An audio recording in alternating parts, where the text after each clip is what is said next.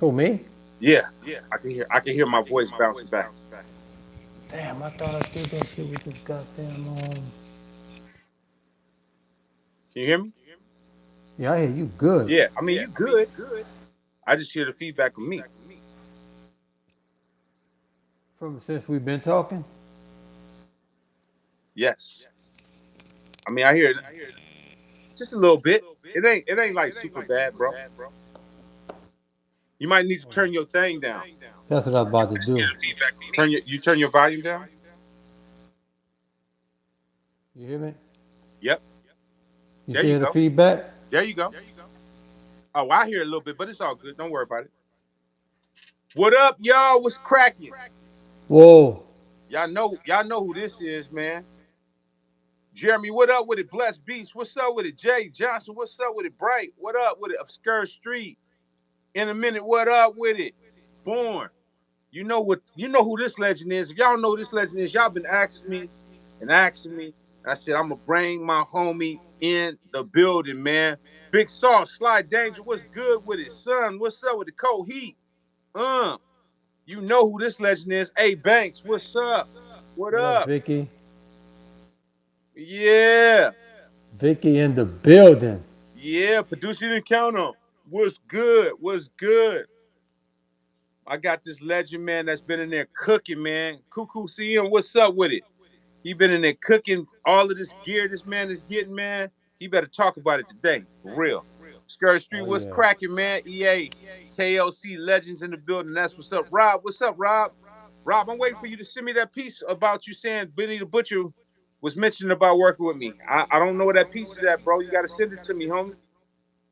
Because I'm not about to watch a whole drink champs just to see what he said. So you gonna have to send me the link if for me to believe that one. Sam, man, what's good? What's good? Yeah. Creative Tunes, what's good? Eric, what's up? Big Sauce, man. Thank you, man. Big Sauce is in here starting the super chat off the top, man.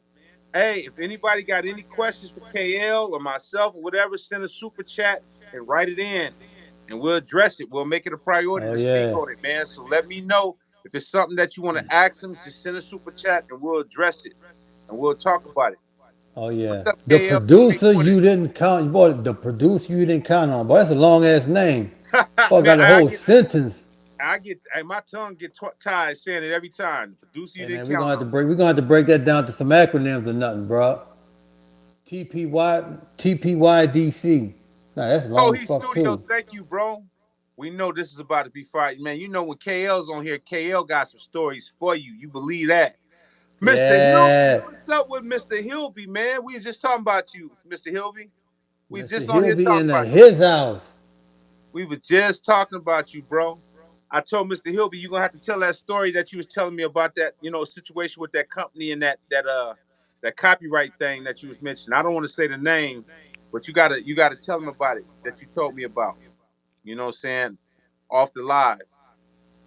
We'll talk about it. You tag me on Facebook, Rob? I didn't get it, bro. You got my IG. If you got my IG, tag me on my IG, bro. Tag me on my IG about it. You know what I'm saying? Because I don't know if I got that one. Rob, tag me on my IG, EAC underscore, so I can check the link out, check it out, and see what's good. I'm gonna have to give you Viral, boy the producer you didn't count on. I'm gonna have to give him a name, my nigga, for real. Viral Beast, what's up with it, Viral? What's happening with you, man? K, man, what's good with you, KLC? What's good, man? Tell them what's good, man. What's going on, sir? Oh man, just been working, man. You know what I'm saying? Staying busy. You Yeah. know what I'm saying? So hey man, look here. Look, we gonna make this pop today because my grandson is at practice. I was supposed to be out there with him. Yeah. So we gonna make this mother count. Yes, indeed. Hey, let me tell you something, man. KL, hey, we talk about family, man. We talk about this all the time. We hear an echo in the background. Yeah, Chris said he hear an echo. He hear a little For me? echo.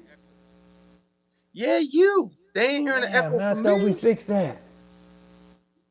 I'm on here every day. They don't hear no echo from me. They don't hear, you know what I'm saying? Like if you got a new plug-in in your house, just say it. Y'all still hear it? Yo, They still hear mic it? check.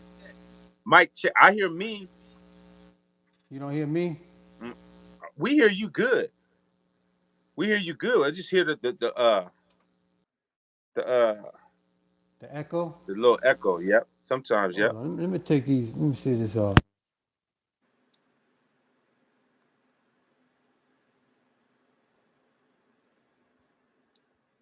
You still hear it? I don't hear it now. Oh yeah, I Hold do on. hear it a little bit. What kind of setup you got over Damn, there? now it's low. Man, just put the headphones back on, man. Just put them back on. What the hell? Because we didn't have this issue last time. That's the reason why I put them on, because of the echo. Hold on. Yo, can you? Hello? Yes, sir. Yeah, I you got wonder where that shit hissing could going come in there. from. You got a electricity static, a grounding issue. Man, what's going on over there, KL? What's going on, man? Hold on, hold on.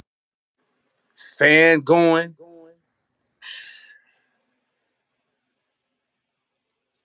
Think about it, it's quiet as shit up in here. Obscure Street, what up? You know what? I wonder if that happened because I went um Airplane mode. airplane mode. You sound better now, though. Yeah, you sound better now, bro. I do. Yeah. I took You my sound power you cord off. I took my charger off. I don't know what it is. It sound better. Hey, do it sound better, y'all? I mean, even though I know I'm getting a little feedback is hey Cole, Studio said them distressors is hunting you.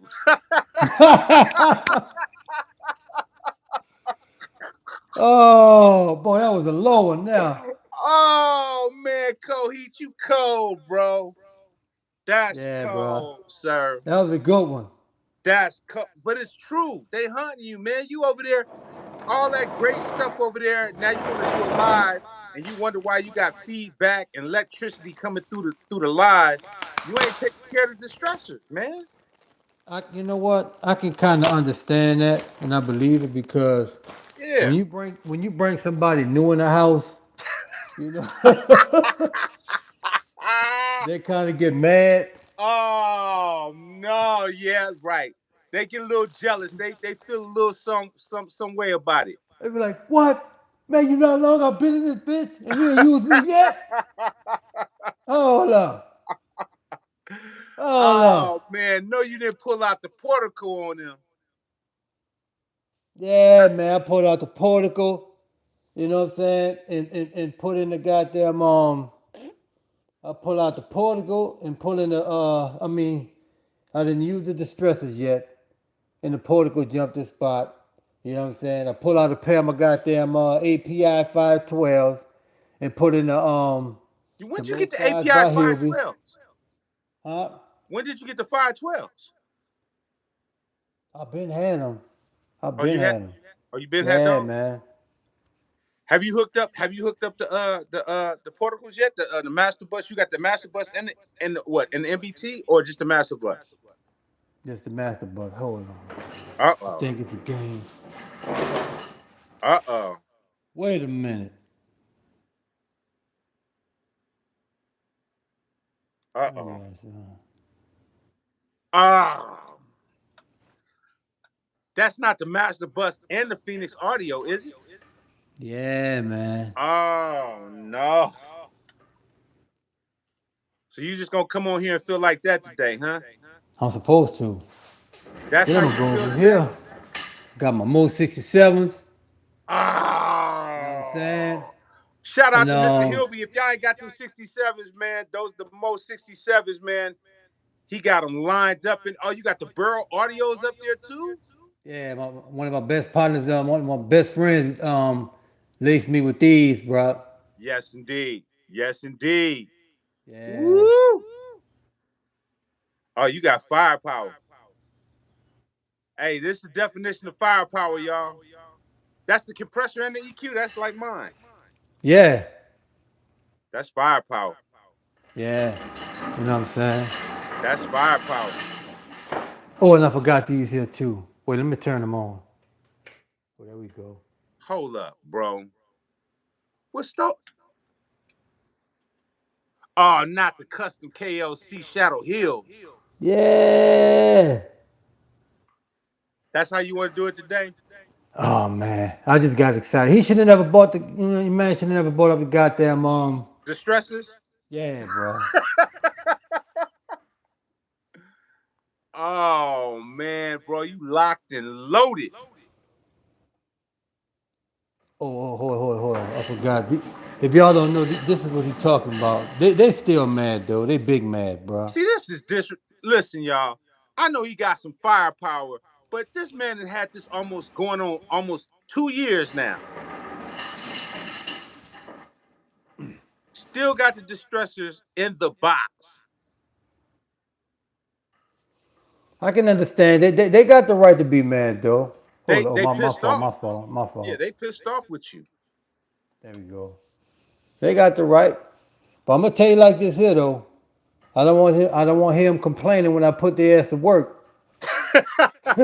No, they gonna act up on you. Cause they gonna be like, why you want me to perform now and you would have me in a box for a year and a half? Come on, What you bro. go? Are you gonna be mad if they act up on you, being that you ain't took them in out the box for a year and a half?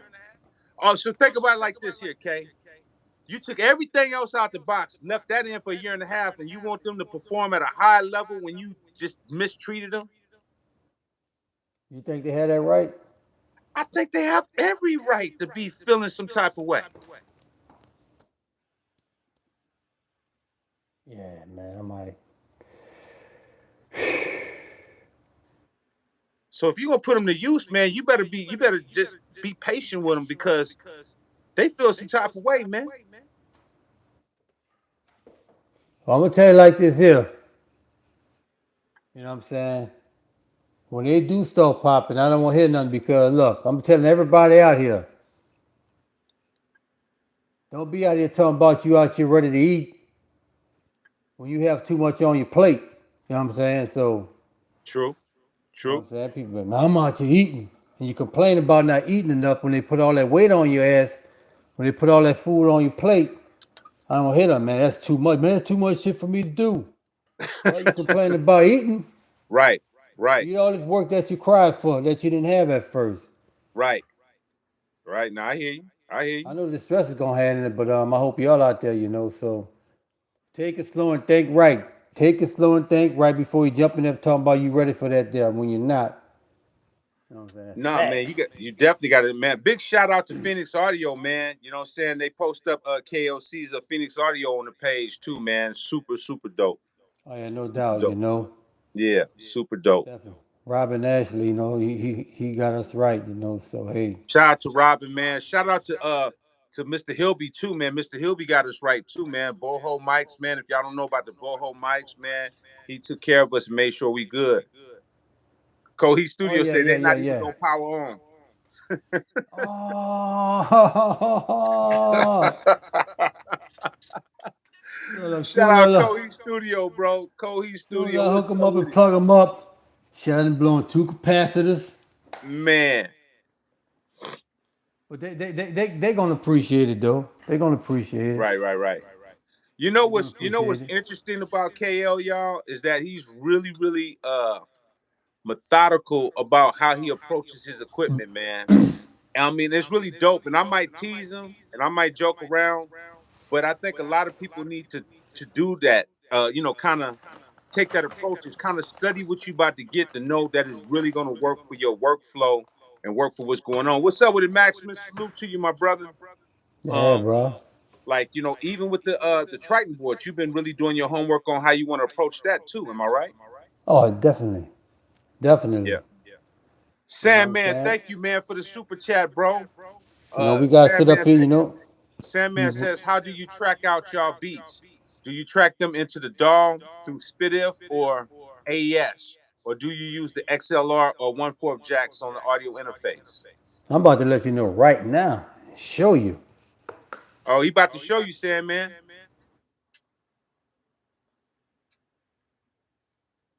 Switch over. So okay, you look at it like this here. Damn. Come on now.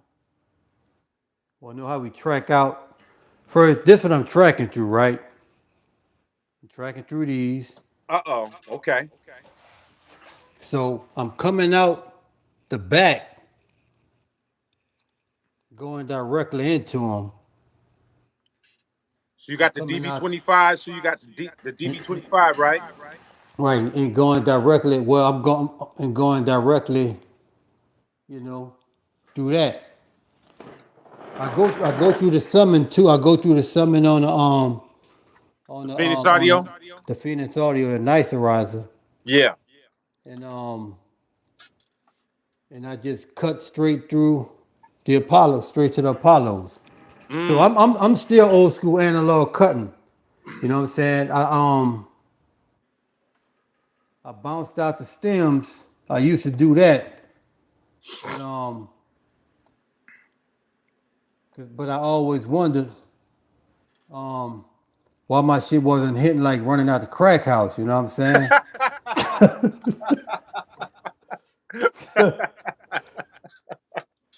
Bro, So why he they, gonna tell? Why Fiend say that, bro? hey man, Fiend just a fan of that music, bro. Hey, Fiend is cold, bro. Fiend, well, man, when you told me he said that, I fell out laughing, bro. Yeah, man. It came. Hey, man. That ain't it, man. It just gotta. You know, I need you to go in on that bitch. You know what I'm saying? Yeah, man. It's not like the beat is running out the crack house. Oh my goodness, bro. That's crazy, man. That's crazy. That's crazy. So that's how you route your but so but basically, yeah, so Sandman, so that's how he routes his stuff. But my yeah. ultimate question is, how do it sound once it hits that dog? Oh, it sounds better than because what I used to do. You know what I'm saying? When I first got into the bouncing the stems, then importing them into the session. They were clean, but that was about it. Yeah. Cause let me tell you something. One thing about like, if you didn't come up into the era that me and Ski came up in, you know what I'm saying? Like, the late '80s and the early '90s on up to this point, it's like a lot of things that was that we used to fight against makes you like, damn. When you got into the digital era, you realize that that shit that we try to get rid of, man, that's the shit that we missing.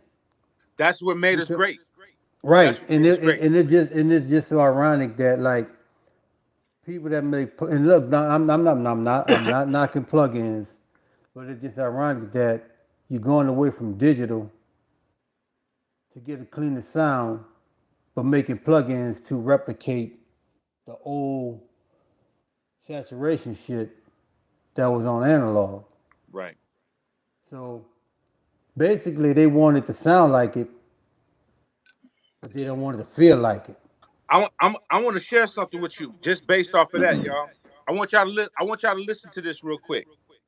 This is from somebody that rocks with me that actually just went to a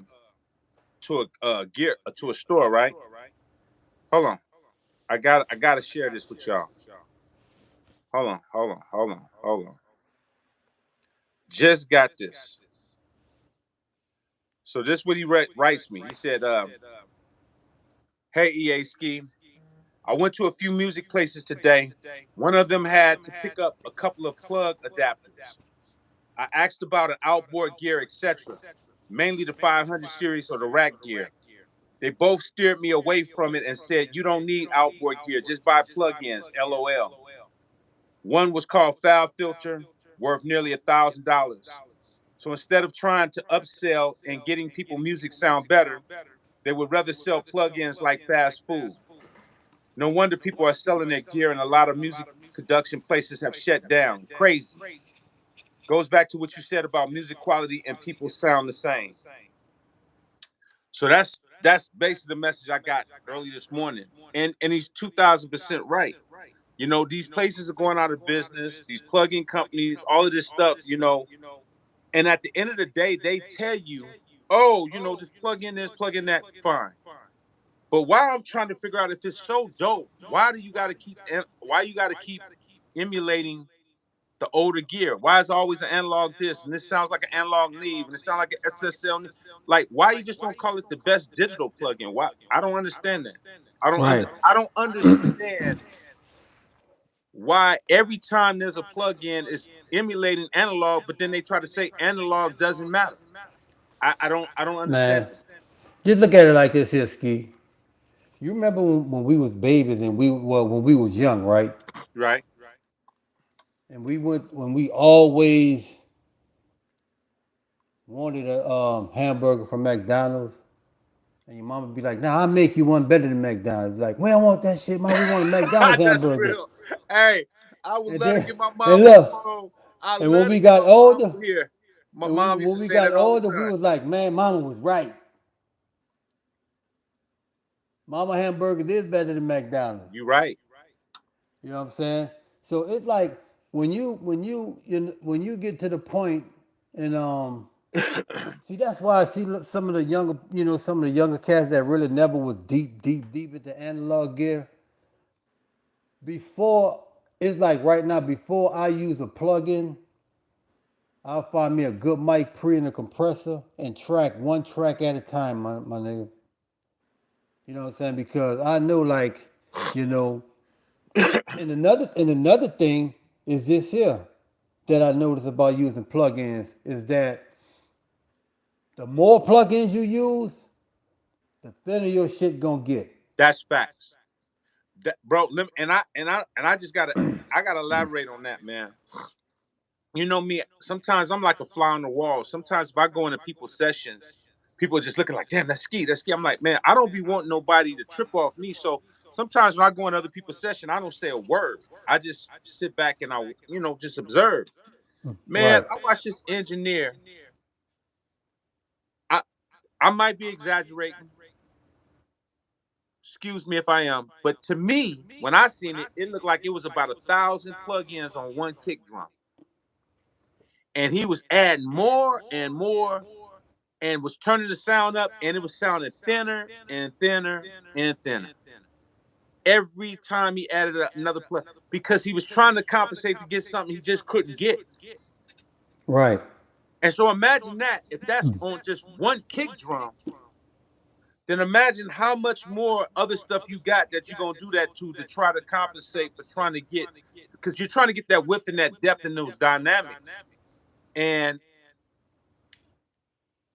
that's you better really be sharp on how you use your plugins if you know how you're doing because you can get some dynamic if you know the routing, if you know how to do it, and it ain't gonna take 1,000 plugins. I'll tell you that.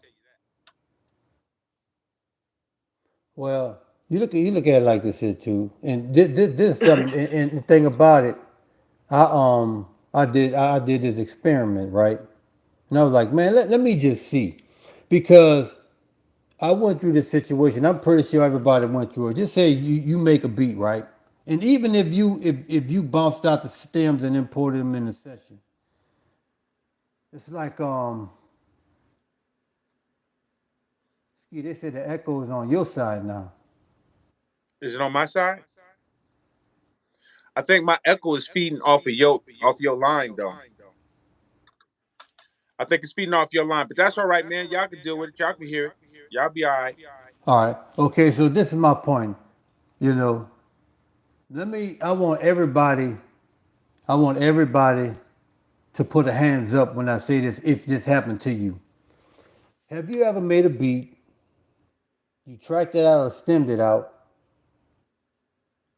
and you did a rough mix on it, right? Just to listen to. And when you actually mix the beat, it don't sound near as better than the rough draft of the beat. True. Norman, thank you for the super chat, brother. You know what I'm saying? Yeah. So my thing is this here, man, is that and this is what I did for just trying some shit out. So I tracked everything out through some hardware. And when I tracked everything out, I leveled it, I mixed it level without no plugins on it. I just leveled it and then So you put an basically just EQ you just basically just took everything in stage game. basically, and I just put a analog EQ on the master bus and just brighten the whole mix up. Crazy, bro. But you proved my point when you told me about how you did all the No Limit stuff. Yeah, Because all of that stuff was 2-track. all of that shit. None of that shit was Bro, separated can y'all believe this? Let me just show you how powerful analog is. All of that new No Limit stuff that he was doing was 2-track. None of that shit was tracked out. That's that's powerful, bro. That says a hell of a lot about what you running your stuff through for it to sound like that. And it was 2-track. And that was cheap, and that was cheap analog gear. We was tracking that shit through a Mackie. A Mackie 16 Crazy. channel. No, it wasn't even Mac. It wasn't even a Mackie. No. As a matter of fact, we went through a patch bay. Um, yeah, it was a Mackie. Was it? Well, it was a cheap line mixer, Yeah. and we had everything monitored through that, and we just, tracked the 2-track out. You know what I'm saying? Because we didn't have time to separate that shit, and we did as best as we could. And we like, fuck it, we gonna fix it in mastering. That's what it's gonna be. Bro, that's amazing. AP Production. He basically the No Limit stuff went through basically a 2-track. It was not separated. None of the stems were At separated. all. Where you get the separation of all the tracks and made the 2-track directly from the analog. So basically, you just made it, stage gained it, and then printed it. And look, to make it even to add more to it, however the setting was in coming out of the equipment, that's what it was. Wow, wow, But I tell you, bro. them When you two, told me that, them, when you them told me there, that, that blew my mind, bro. yeah, That bro. blew my But mind. I tell you one thing though, I definitely got to thank Akai for that motherfucking 3,000. Oh, the MPC 3000. Yeah, because don't get me wrong, that shit was straight. But if you pay attention to how them drums was hitting though, that's made the in the ASR 10. All right, all right. Let's y'all hit that like button, man. There's some jewels, man. Y'all hit that like button right now, man. You know what I'm saying? Because I'm not gonna share all this information like this. Y'all hit that like button. Y'all hit that super chat because this is some real information. So you're telling me Well, I'm gonna because tell like you, I I'm gonna tell you the songs that I remember tracking out, and that was make them say and down for my niggas, and I did a song for Mystical on the Blade soundtrack called The Edge of the Blade, mm, and the reason why I was able to do that is because I was in the studio by myself. Nobody was there. got you. So you didn't have that pressure. You didn't have that micromanage that assembly line attitude. Right, You was right. able to, yeah, I get it. And I think everybody it was weak. It was something that was going on, and I guess it was like it was a day that I guess around the holidays when everybody was just took a little family, a couple of days for family time, and I was like, fuck it, I was just in there or something, but I was in there by myself, Yeah. and just that nobody was there. And if you think about it, and when you listen to them, is that I had to hurry up and do it because if you listen to all those records, they didn't have no breaks, no drop. It was just a straight beat, no sequencing. Once I got the actual beat, I just tracked it out just how it was. Thank you, Mark Thomas. Thank you for the super chat, brother. You know, I feel that's amazing, Kay, because like I said again, you just you blew my mind when you told me that, because that stuff sounded so strong and powerful. And you've just confirmed what I've been saying from day one, is that, and the only reason why that can happen like that is because of that saturation from those converters and the stuff that was going through that, to get stuff to still sound wide without having the separation and your stage gaining. Everything is still sounding glued together, even though it's not separated. And I've learned, Right. I've went through that, and I've told the story, like even with the MPC 4000. I had the 4000 one day. I was working on a track, and I just had everything going through the 4000. I was leveling, because in the 4000 you have the mixer in there, Right. and I had to kick up. I brought the snare down. I was just stage gaining everything, but everything was sounding so glued in my head. I was like, man. So I printed it, Mm-hmm. and man, when I printed it and put the limiter on there, it just sounded. I was like, dude, I ain't even separate these stems, and it sounded amazing. Right. So I wind up doing a track on an artist and just laid their vocals over that 2-track, and it was amazing. Yeah, A lot of you'd be people don't know. surprised. Anybody that's from Oakland or from my soil don't even know that people talk about the Mr. Fab record, the new Oakland record. That's a 2-track. That's a huge record over here. You know what I'm saying? But that's not separated, no stems, just a 2-track. Because that's just the way the sound was. They made equipment that sounded amazing. You know what I mean? Right. Real quick, hold on. Coheed Studio. Thank you for the super chat, brother.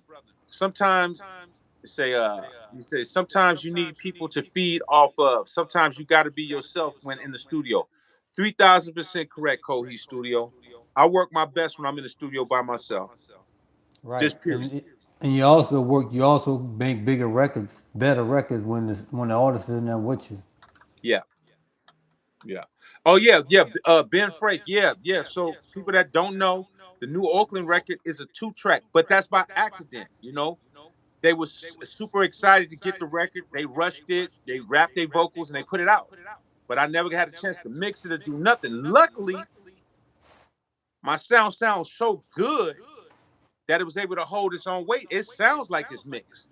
And that's Mm-hmm. kind of what you're saying. It's like you putting out stuff, and I would have never thought that was not. I would have thought everything was separated the way that sounded. Right. Right. Right. But nah, man, there's it's like when that was the makeup of having, you know, quality equipment. You know what I'm saying? When you're in them Mhm. situations, when you're in those situations, and you fall into that spot to where you really got to get that shit out.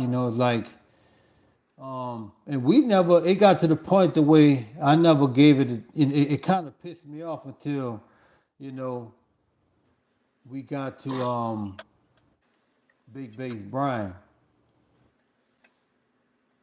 And that's why I was saying like right now is that when I set up before I probably use a plugin, I would track each goddamn sound out one at a time if I have to, because first of all I'm in my own spot.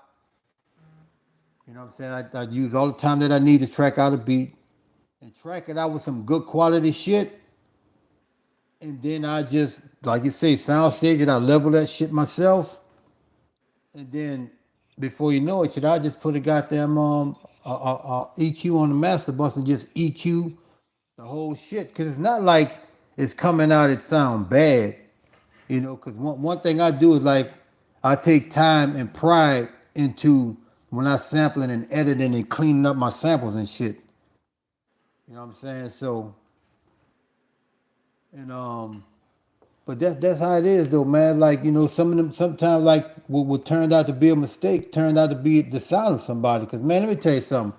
If anybody familiar with like Marley Marl is like I really Marley Marl never had the best mixes on his records.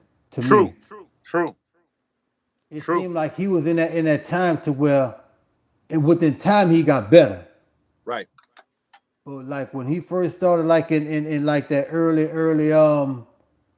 Juice Crew, when they first started, the mixes was not good. Well, But it, this but I want to say two things real quick. I don't forget your thoughts. mhm. One, mixed by Trev. the stereo out sound better than the 8 outs on the MPC a lot of times, especially when you're using the master bus compressor in the MPC. What's your thoughts about that? Well, we say that again. The stereo sound better than the 8 outputs. Because put it like this here. This is one thing. Like when you have, when they say when you take a mix and you run it through this, it like it glues everything together. Yeah, But that's what it's like coming out the MPC when you know how to track that shit out on the yeah, two track. that's true. Everything is glued together. Right, Everything coming out that two channel out the right, the left and the right. right, You know what I'm saying? And that's what it is. So it's automatically coming out like that already. right.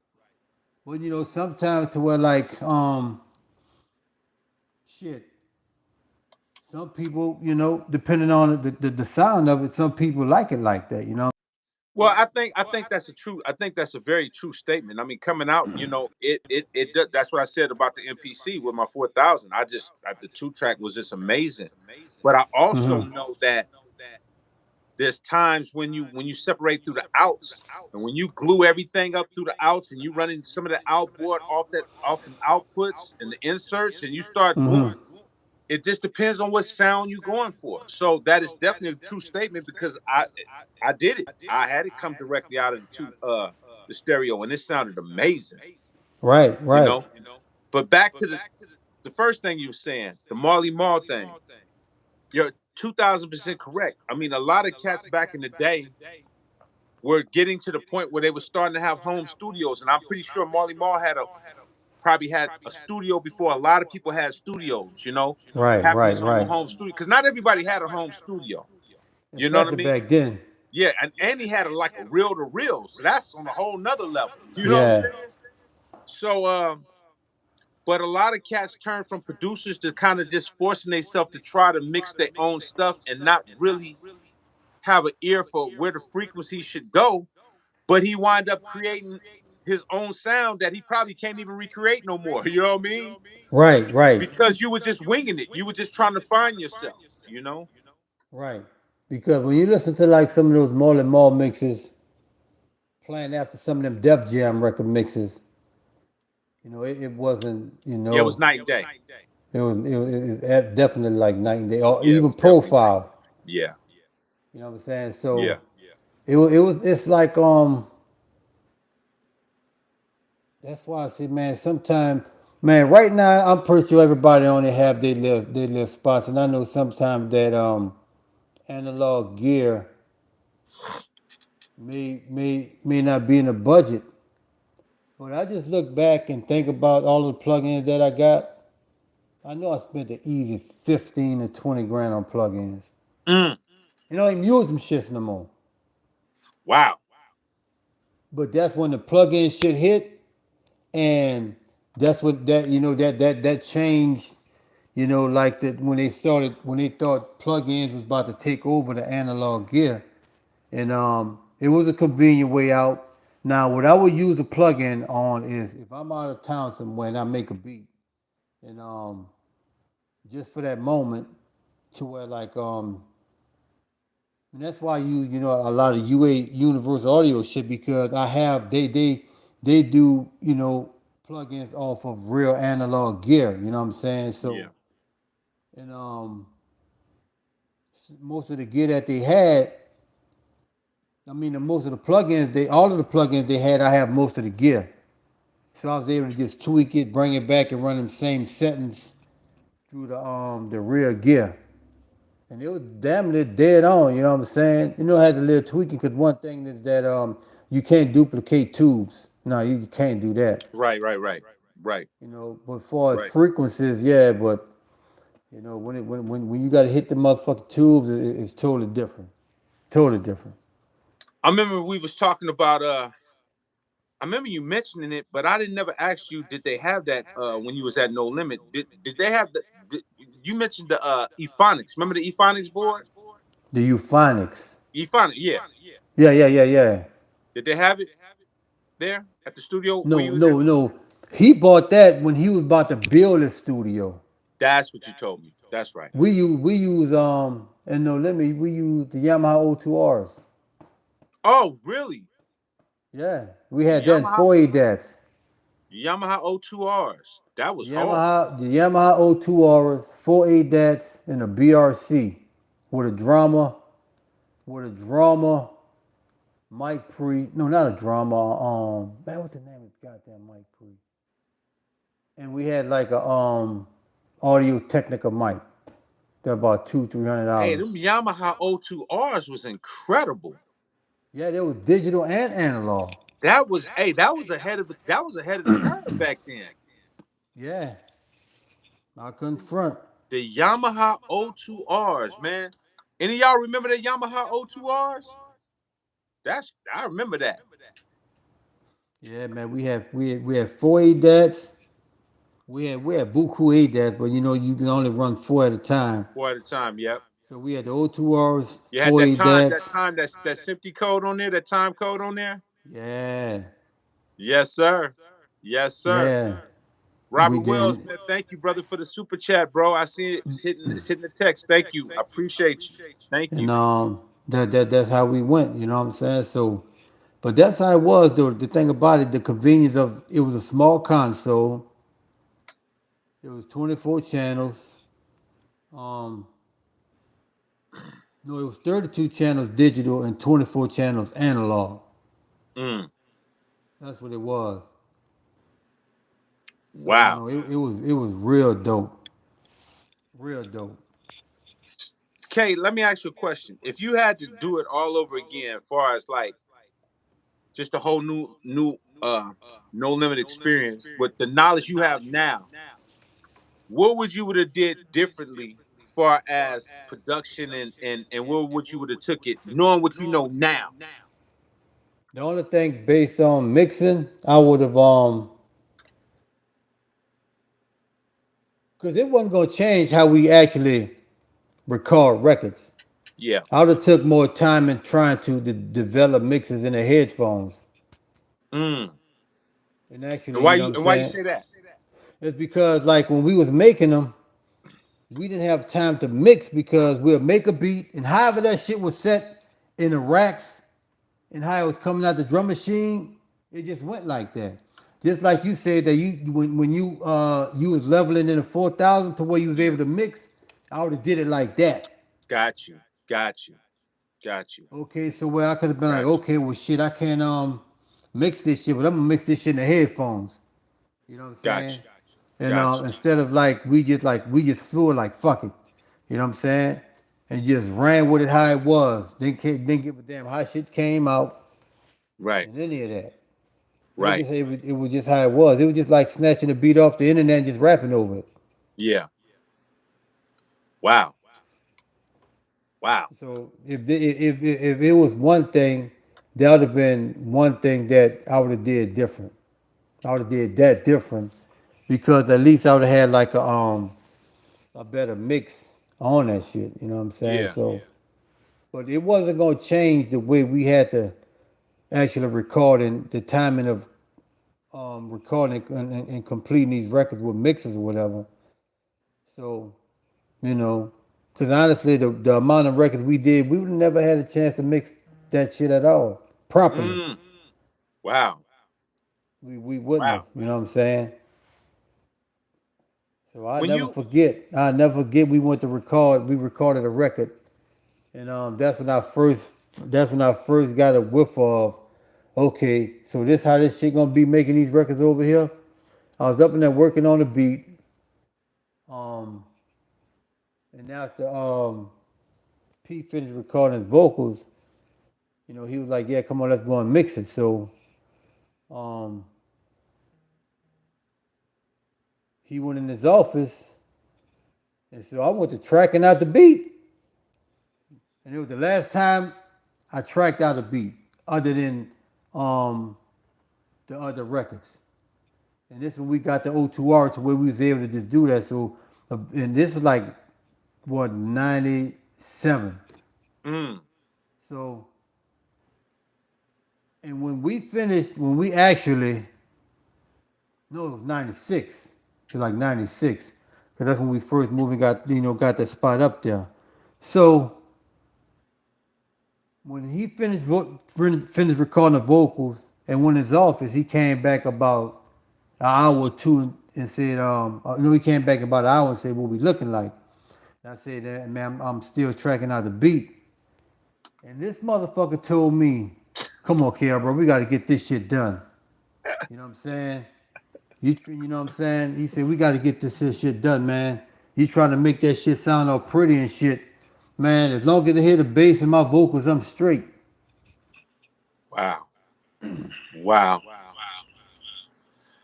First of all, Kohi Studio, thank you, bro. Man, I'm sorry I took your question, brother. Sorry about that. But thank you for the super chat, sir. I appreciate you, sir. Right.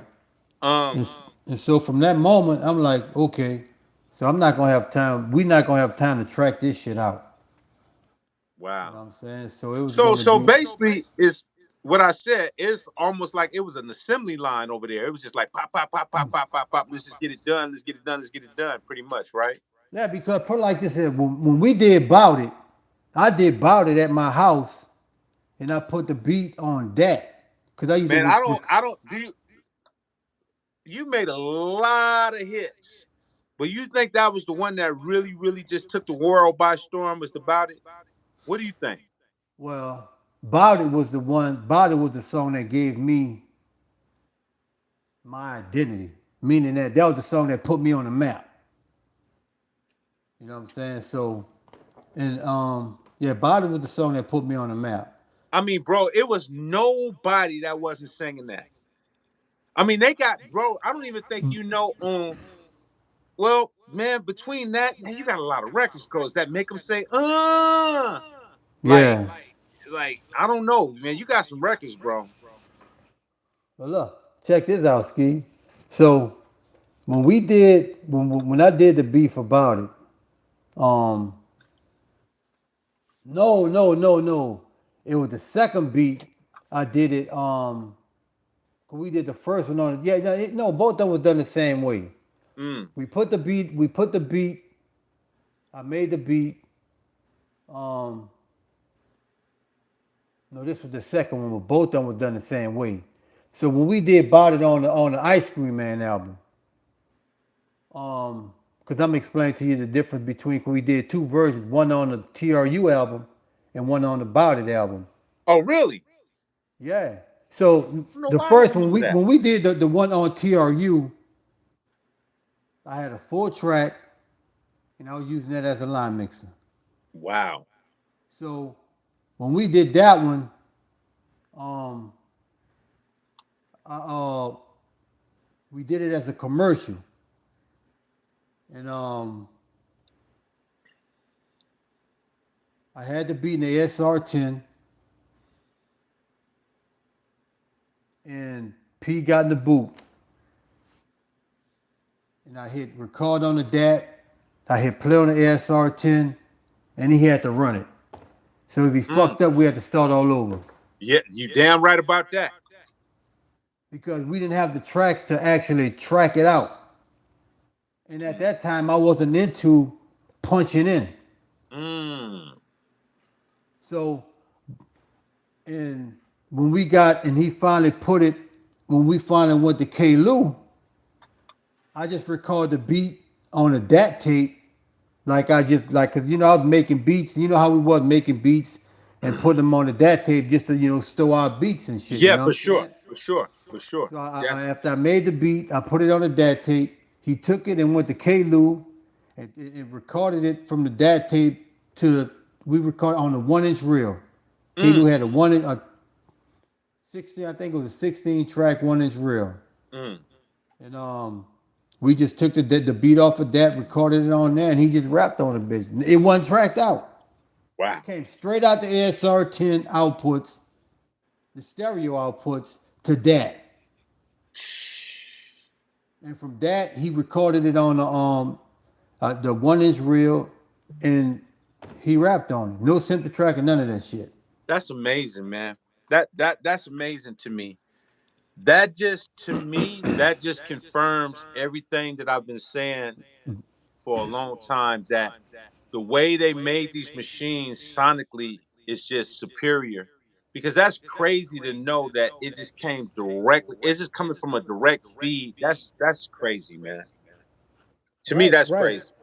That's crazy. right. And it's just like coming directly out the machines is it that's a process within itself. Like, you know, that's why like they don't make machines like it. Other than the goddamn EA SKSP special The edition, that's roster, yeah, probably the like the roster, yeah, yeah, that's probably like the last, if not one of the last analog machines yep, made. yep, yep, yep. You know what I'm saying? So, man, let me tell you something, bro. Look, I had better sounding records that was 2 track than me trying to make digital mixes with plugins that was tracked out. I totally agree. I totally agree. It was cleaner, but you talking about a record that's gonna take up some space with a 2 track? And hit your chest and hit Yeah, bro. because, like I said again, a lot of people think that I just on the analog thing. No, I was actually I had got convinced that digital was the way. I started making a bunch of stuff because, like I said, I started in Logic. When everything went digital, I was like, Hmm. okay. I was Logic when they had the key, when they had the Right, little right, right, key right, where you right. had, you know what I'm saying? So that's why I love Logic to this day because that's what I started on. You know what I mean? You And know even we though I, got caught up into Skeeto? People got caught up in what they call it the workflow. yes, Like, man, shit, yes, just think about, dude, you don't have to say the hook but only one time. We can fly that shit. yes, yes. We People can, say that to this day, and this is the conversation I've been having within the last week and a half is that the workflow is superseding the sound of what people want to hear. You know, like I said again, as engineers, musicians, producers, workflow is great because we don't have to work the way we used to have to work, which is beautiful. mm-hmm. But the problem is there's a compensation there. That means that you're working faster, but you're losing the elements that kind of gave you that sound that makes that longevity. The longevity, like I said again, I've been having so many people go back to Blast If I Have To and they just playing it, and they say they still play that record like it's just came out. Mm-hmm. And you start asking yourself, you say, man, are a lot of these records that out right now? Do you think from the time you've heard them within the last 10 years to going into the next 10 years that they will have any staying power? Do you think people will even want to hear them anymore? Because to me, it just seemed like records are coming and going and they just don't have no staying power. We hear them, like cats are dropping albums right now. And there's some cats that's dropping pretty decent albums, far as musically. But the sonic dynamic of it, it fatigues the ear. It just like it just doesn't it don't last. Is it just because what is the Hey, reason man. behind this? Is it because of the way stuff is recorded? Is it because people are just not making great music no more? What is the reason why these records are not standing, lasting like older records? Because I'm kind of curious. Well, I'm gonna tell you Why? my take on it. I'm gonna tell you my take on it is this here is that Okay. the way music, no, I ain't gonna say the way music is made. Okay. Is the way they're setting up music is easy to do. Yeah. Anybody could do it and not give a fuck about it, and Mm. they kill the value on it to where it's like they have a perfect example. You know, you look at auto tune. Auto tune was really made for when people sing and they nail that whole verse and they have like just one To word. go correct Just that one particular right. thing without having to go back and do the whole Exactly. rigmarole. Auto I got tune, right. Auto tune was a vocal correction to where like that's why when you hear artists today, their records they sound flawless on their records but sound like shit live. You know what I'm you. saying? Very true, bro. Very true. And and the thing about it is that auto tune was really made for you go record this record and you nailed it and you just got this one word that was kind of slightly it was in key but kind of out of tune. So you was able to just take auto tune and just go to that one word and just fix it. And that's what it was. So, and the thing about it is like, motherfuckers like, man, just run all my vocals, and they're not even trying to hide it. No, They're not no, even trying to hide it. They were like, no. man, fuck it, man, just put that, and then put all of the other shit on there too. I want to hear the auto tune, and Man, I, I that's what told it a- I, is. I I told a story, bro, that it's to the point now where you go see a show, it's like you going to see a lip syncing show. What? I mean, when you go to a concert, it's like you going to see a lip syncing show because they're just playing the music and they're just lip sync. They don't even got the mic on. Man, I seen a female was at the top. You know how they try to make these grand entries come down, these stairs. Mm-hmm. She was singing or so-called singing. Her dress got caught. I think she stepped on her dress, twirled down the stairs, and it seemed like it was going in slow motion. And I'm still hearing vocals coming out, perfect singing. And I'm like, wow, Yeah. wow. People are literally going to pay to see lip syncing contests. And you know the thing, you know the thing about it though, Ski, is this is that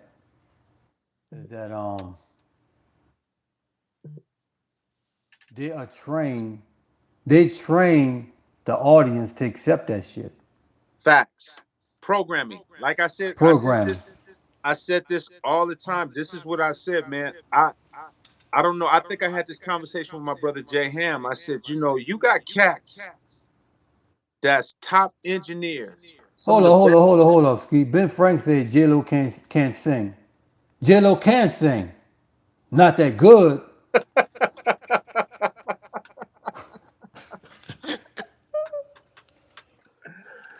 Man, I ain't messing with you, bro. I ain't messing with you, bro. I ain't messing with you. I'm not. I ain't messing with you, dude. Oh, I'm not messing with you, bro. oh. I'm not messing with you, sir. But anyway, I'm just saying though, bruh. But the thing is the thing is like this here, bro, is that when let me tell you something. The minute the minute they introduced digital and brought it into the industry, that was the downfall of everything. Because you got to think about this here, man. And I always say this shit. You get one of these old school artists, right, to where they can write a record in the studio, and just the fact that um when they're writing it and they have to do this record over and over and over, and they got to do the hook every time the hook come in instead of flying it. By the time they finish the process of recording that record, they didn't went over those vocals so much to where they know it already, leaving straight out the studio. Give Right. me the instrument, I'm about to go rock this bitch. Right. You know what I'm Right. saying? So, and I'm telling you, like, as far as everybody, if you in your own space of recording and have your own, look, man, take all the time you need to make that shit right, my nigga. I said this the other day. I said, "What are we rushing for? Like, where are you trying to go? Like, why are you in the studio rushing? Oh man, I make my beat in 10 minutes." Well, and I'm like, it sound like you made that beat Yeah, in it 10 sound minutes, like. bro. Like really, it did. Like you're bragging about you did something in 10 minutes, and it sounds like it. It completely sounds like you did Hmm. it in 10. Like, bro, I'm a firm believer, bro, that we always think our music sound good in today's world because of there's a loudness war, right? Everything is loud, so people push their speakers up super loud. Right. They get drunk, they high, they on whatever pills and syrup, whatever. So when you in the studio and you turn this stuff up, you sound like you about to sell 1 billion records because you out your mind. Right. You made the beat in 10 minutes. Somebody came in the mic booth, turned the auto tune on. Well, these bitches up, get it done. That did get it on. And you add the auto tunes with the reverb and the delay, it sounds pretty damn catchy when you hear it all together. Yeah, I'm gonna But sample the that shit you reality, just said. I'm gonna sample that shit you just said. oh come on, bro. Man, look, with the motherfuckers today, look. With the motherfuckers today, they gonna make sense of what you were I ain't messing saying. with you, bro. I ain't messing with you, dude. Look, nigga, look, we get in the studio recording some of that shit with P, right? And P gonna, cause one thing I can say about P, all of that shit that he did, he freestyled that shit for real. That's why when we do You these know I shows, he know. don't know him. You know I So know. the thing about it is that what people don't understand when they say Wayne and Jay don't write nothing down, but that doesn't mean they don't rehearse that shit or keep in mind what they saying. Yeah, They may just don't have the time to go write that shit down, but some of yeah. these motherfuckers that's saying that, man, I don't write none of my shit down. Yeah, it sound like that too. It do sound like that. For real. Yeah, that shit Oh, sound like that. You know what I'm saying? right, And there's no right. difference with what people don't understand. Just sliding on the other side, the other side of some of the businesses. When people like they be like, yeah, yeah, I'm about to sell my catalog. Nigga, you don't own the catalog. You own your publishing, but you don't own your catalog. Right, right, So right, get that shit straight. You know what I'm saying? All these people right, talking about a lot of people talking about they about to sell their catalog. right, Okay, right, what catalog you selling? right, But if you don't own the catalog, people taking that shit different because no one is there to educate them. right, You know what I'm saying? right, Let's just say you're selling all your publishing because you don't right, own the catalog at right. all. That's facts. You know what I'm That's saying? facts. That's facts. But That's facts. they have some artists, these bigger high tier artists, like they own this shit and they got the right, but everybody just started to use that shit. You know what I'm saying? Like everybody's the richest motherfucker on the planet on YouTube until you see him in person. Hey man, we can stop the live just with that comment right there, because that's just facts. Everybody is the richest person until you see him in person, and then you start realizing, bro, you really struggling, bro. Yeah. Yeah, you know what I'm saying? Because what I could say when we came up, bro, is this here. We struggled and you saw it in the records. You felt the pain through the records. Yeah. You felt the pain. Hey, that's what I just told somebody. I said the reason why the records resonated. So that goes back to what I was saying, that there's a lot of music that's being dropped, and it might be decent for right now, Mm-hmm. but I don't know, because people don't be true with their emotions and their records. Is that they don't sound like, they don't give you an emotion or a feeling. It's just you hear it and you just kind Because of keep it moving. it's nothing in it. Man, just think about this here. And I want everybody to think about this here. A hit record today may have a 2-year life, max.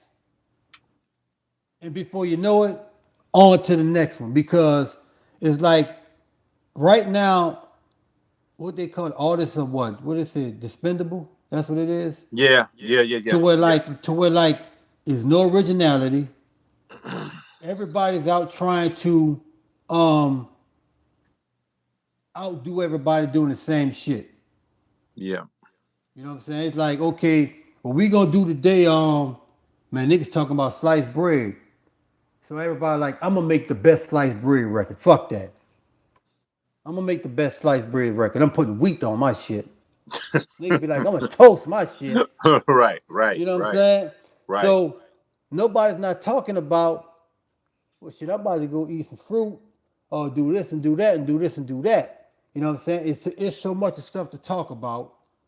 Every rapper that's talking, selling drugs, they never talk about, man, look, they talking like they came in the game with it, never talk about, but yeah, but you'll never hear about, yeah, that nigga robbed me like 5 times before, I had to get my shit Fact. together. Hey, that you can't. and that's what's making the music game so trash. Cats are out killing everybody and ain't saying, "Hey man, I got hit with one in the rib. I got a bullet still in me, Right. and the bullet is traveling and is about to hit my heart."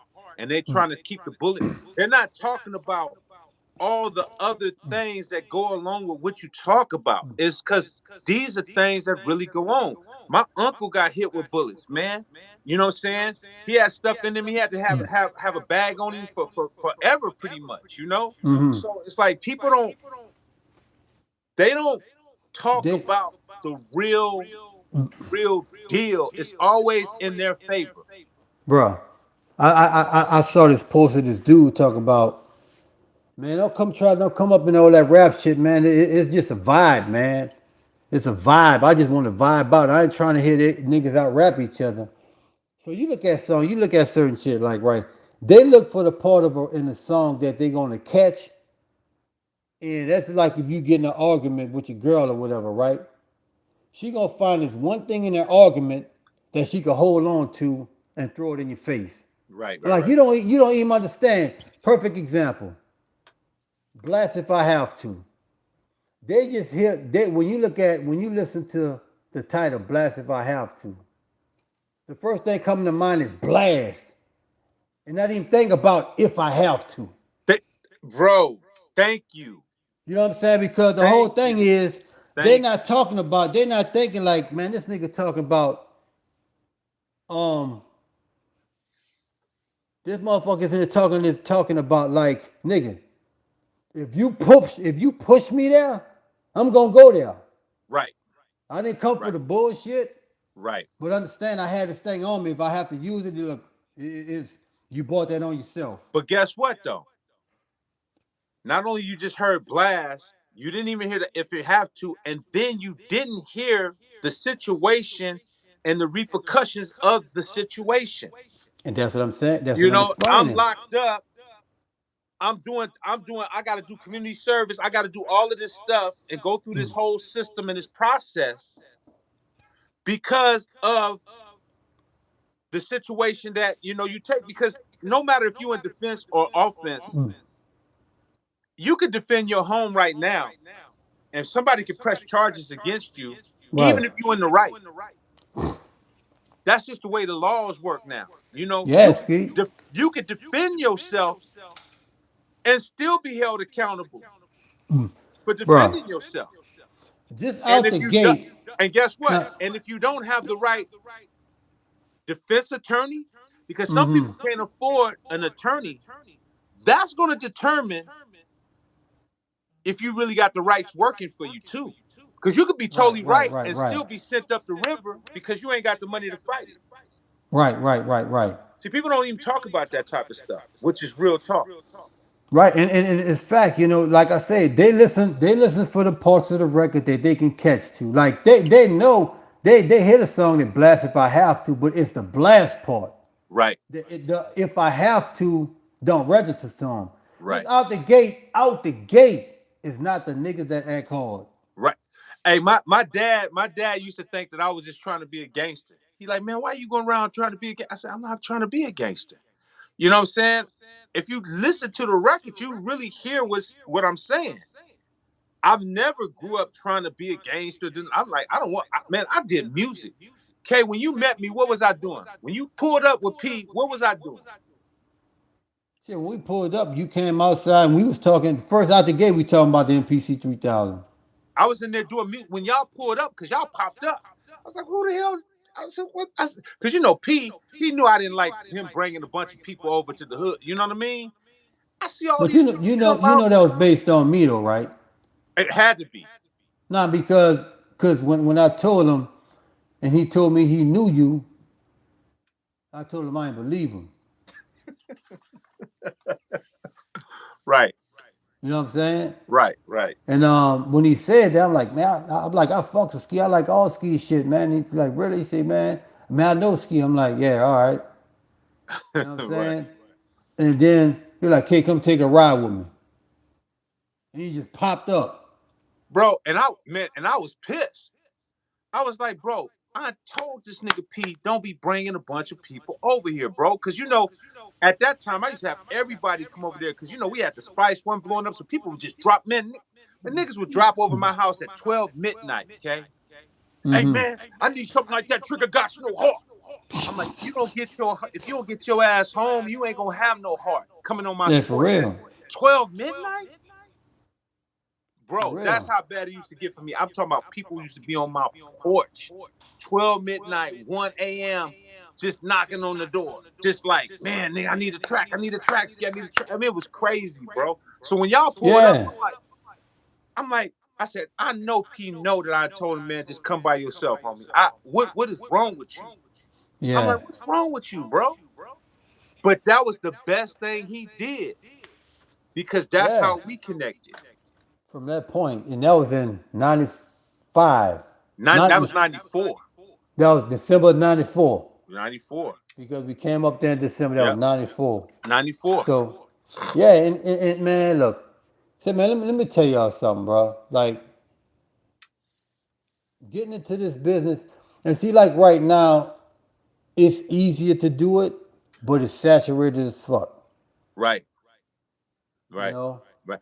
And let me say this real quick, Kate, just for because I know a lot of people like, damn. It's real, bro. I got so big at music. Blast if I have to, Trigger Got No Heart. Those records were so big. When you live in the hood, I lived off 50th and Bancroft. And anybody will tell you that is a busy traffic street. I live right by a liquor store called Four Bell Liquors. Rock and Roller probably can vouch for all of this stuff. Bro, my porch used to be saturated with cats coming over. I'm talking about literally, bro, 12 midnight, 1 a.m. And they would be literally knocking on the door comfortably. Hey man, what I said, bro, why are you over here at this type of night? What's up with you, bro? Like I had cats that would be mad because sometimes I wouldn't be there. I'd be at another studio. I wouldn't be at my home studio. I'd be at a different studio. Right. And when they didn't hear back from me, they would have an attitude because that's how much, man. Like when you in the hood, man, you deal with a lot of stuff. So I'm just sharing those Correct. stories, man. Y'all don't understand, man. I had some of the best legends on my porch. I'm talking about the legends, legends, legends. You know what I'm saying? So yeah, just thought I'd But nah, share that. but that, yeah, no, that's facts. You know what I'm saying? So, and the thing about it is that like, when you go through this process of trying to get an artist to understand some things, it's like I respect that the fact that they said closed mouths don't get fed, and people trying to make their way and doing whatever they can to get on. But sometimes have some type of respect about doing it. You know what I'm saying? Because everybody may not have the same approach on people just popping up at their shit. Man. Let alone popping up with somebody else too. Yeah, I was upset, bro. I was like, bro, why are you bringing all of these dudes over here? Like, I just didn't understand that. I was like, why would you do it? And not even let me know? You know what I Yeah. mean? But that I wasn't expecting him to do it. You know what I'm saying? But I was expecting it to probably when he told me he knew you. I was expecting to meet you at the time that I was out there. But I wasn't expecting him to just pop up like just like that. But you know what? That was a mistake that I'm glad happened. Bro, I'm gonna tell you, at that time, I was not happy about it. But when me and you built, like me and you, we connected and never stopped being connected after that point. And that's crazy, Fact. man. Correct. Certain things happen the way it's supposed to happen, and it was a blessing. And that's why sometimes you can't get mad when stuff happened the way it happened because that's the way it was meant to happen.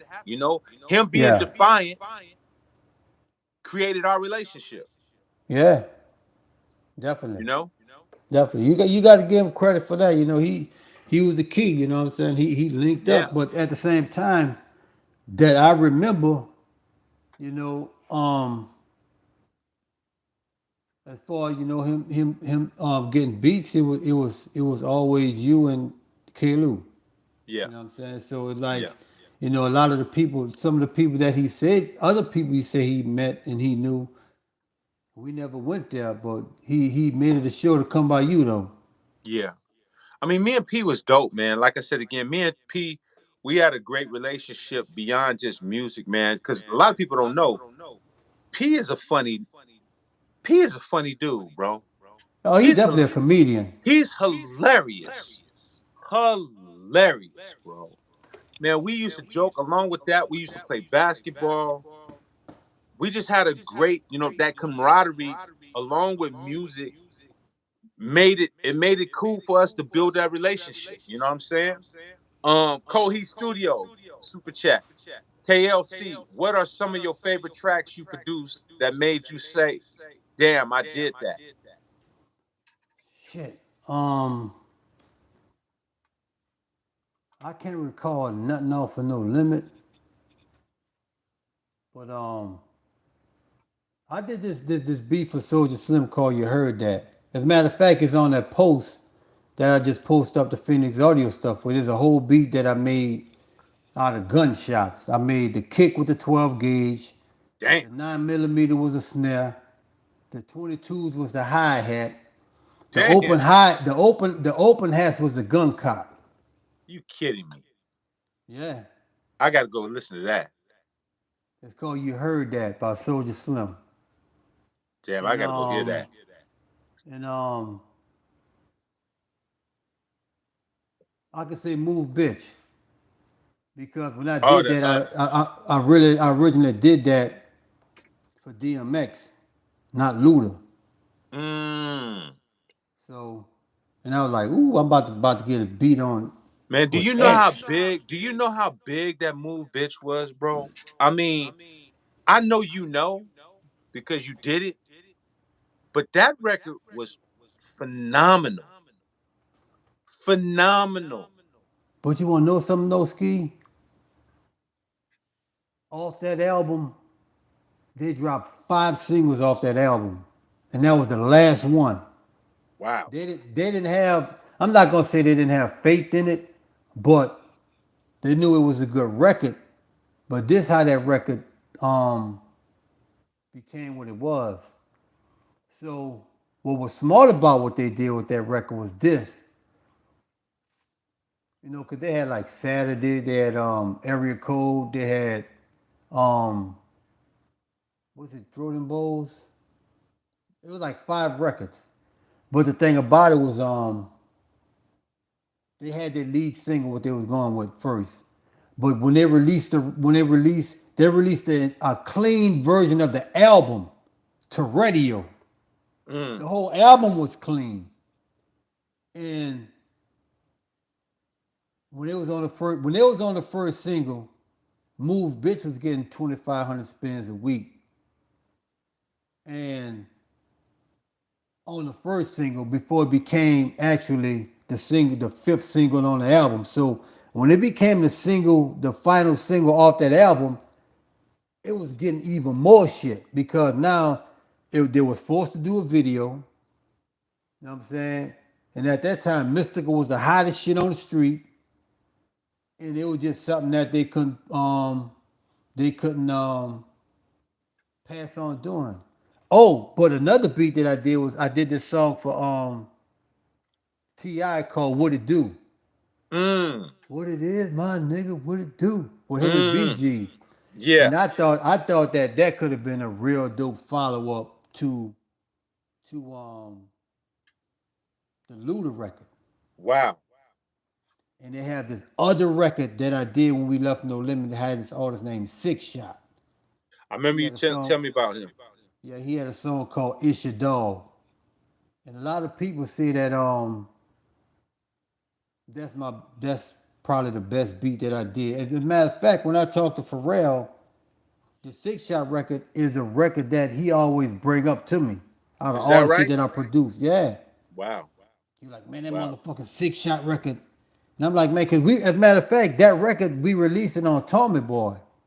Right. I remember you telling me that. I remember you because telling me that. when we left No Limit, no artist didn't want to sign, no label didn't want to sign us because I guess whatever was said to them, Tommy Boy was the only label to be like, well, fuck it, we'll do the deal. Y'all not signed with him? And he was like, we was like, nah, man, we he may tell y'all that, but we never signed to him as producers. And he was like, fuck it, well, I'm gonna take your word on it. And the artists that we had, once we did the deal, we did the deal, did the song, and right when we was about to hit the road, he went to jail. Damn. And that's how Cuckoo Cal and my project record came because Tommy Boy was about to shut down. And Tommy Boy called Warner and be like, hey, I got this last album before I call it quits. I want to do this last record with y'all. And that was the Six Shot record.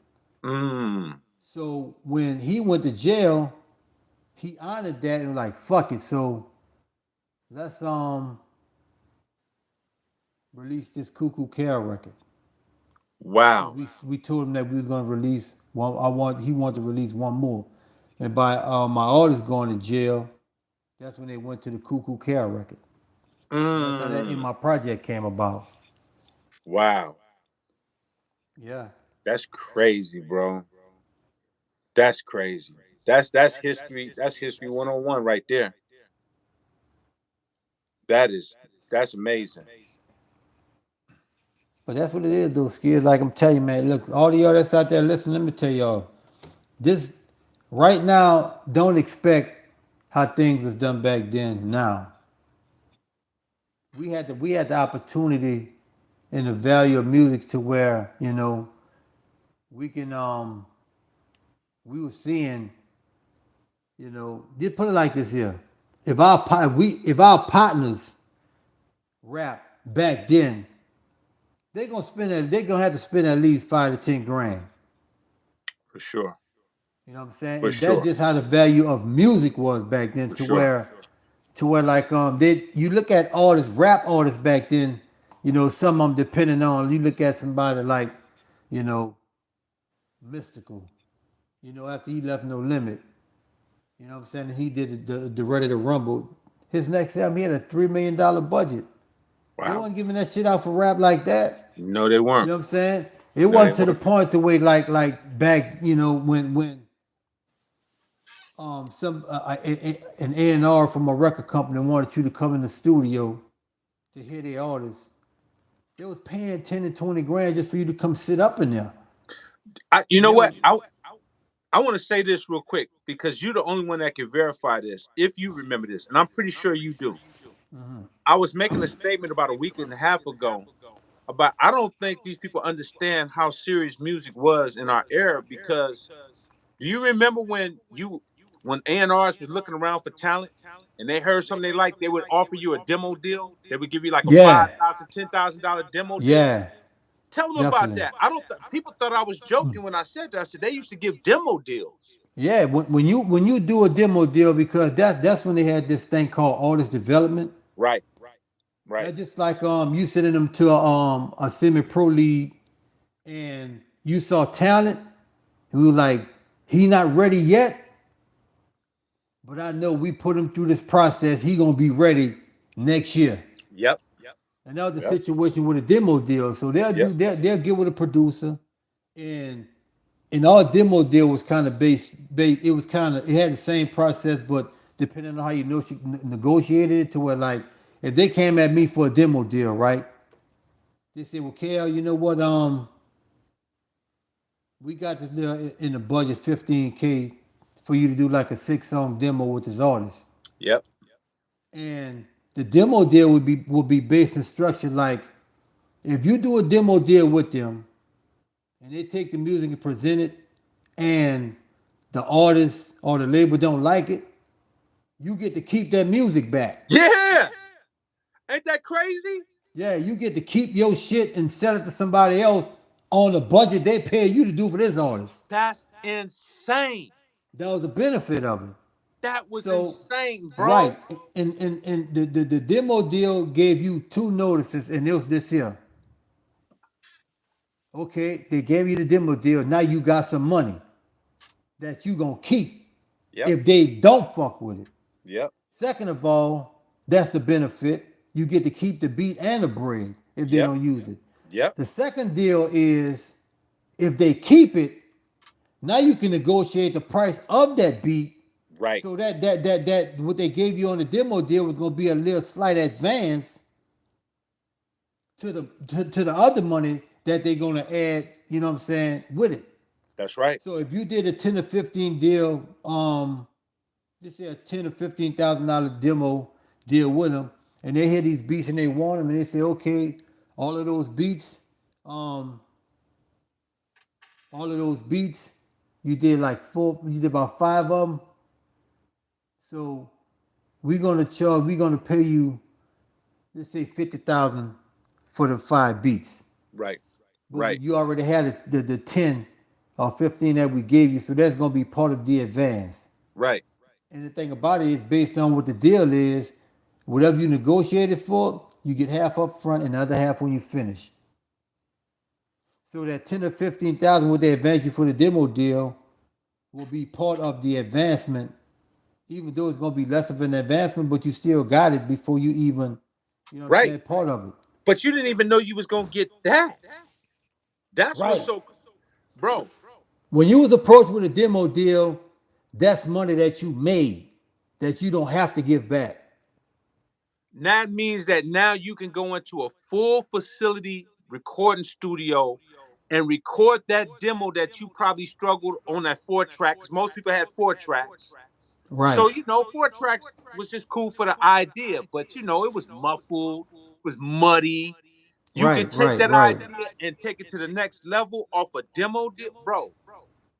I don't think people really understand how dope the music business was. It's always been shady, but it had its pros and its cons. It had more pros, as far as I'm concerned, Right. because them demo deals was crazy. Because I remember doing a deal with Elektra, East West Elektra, because they merged, but this Sylvia Right, right, Rome, right, right, right.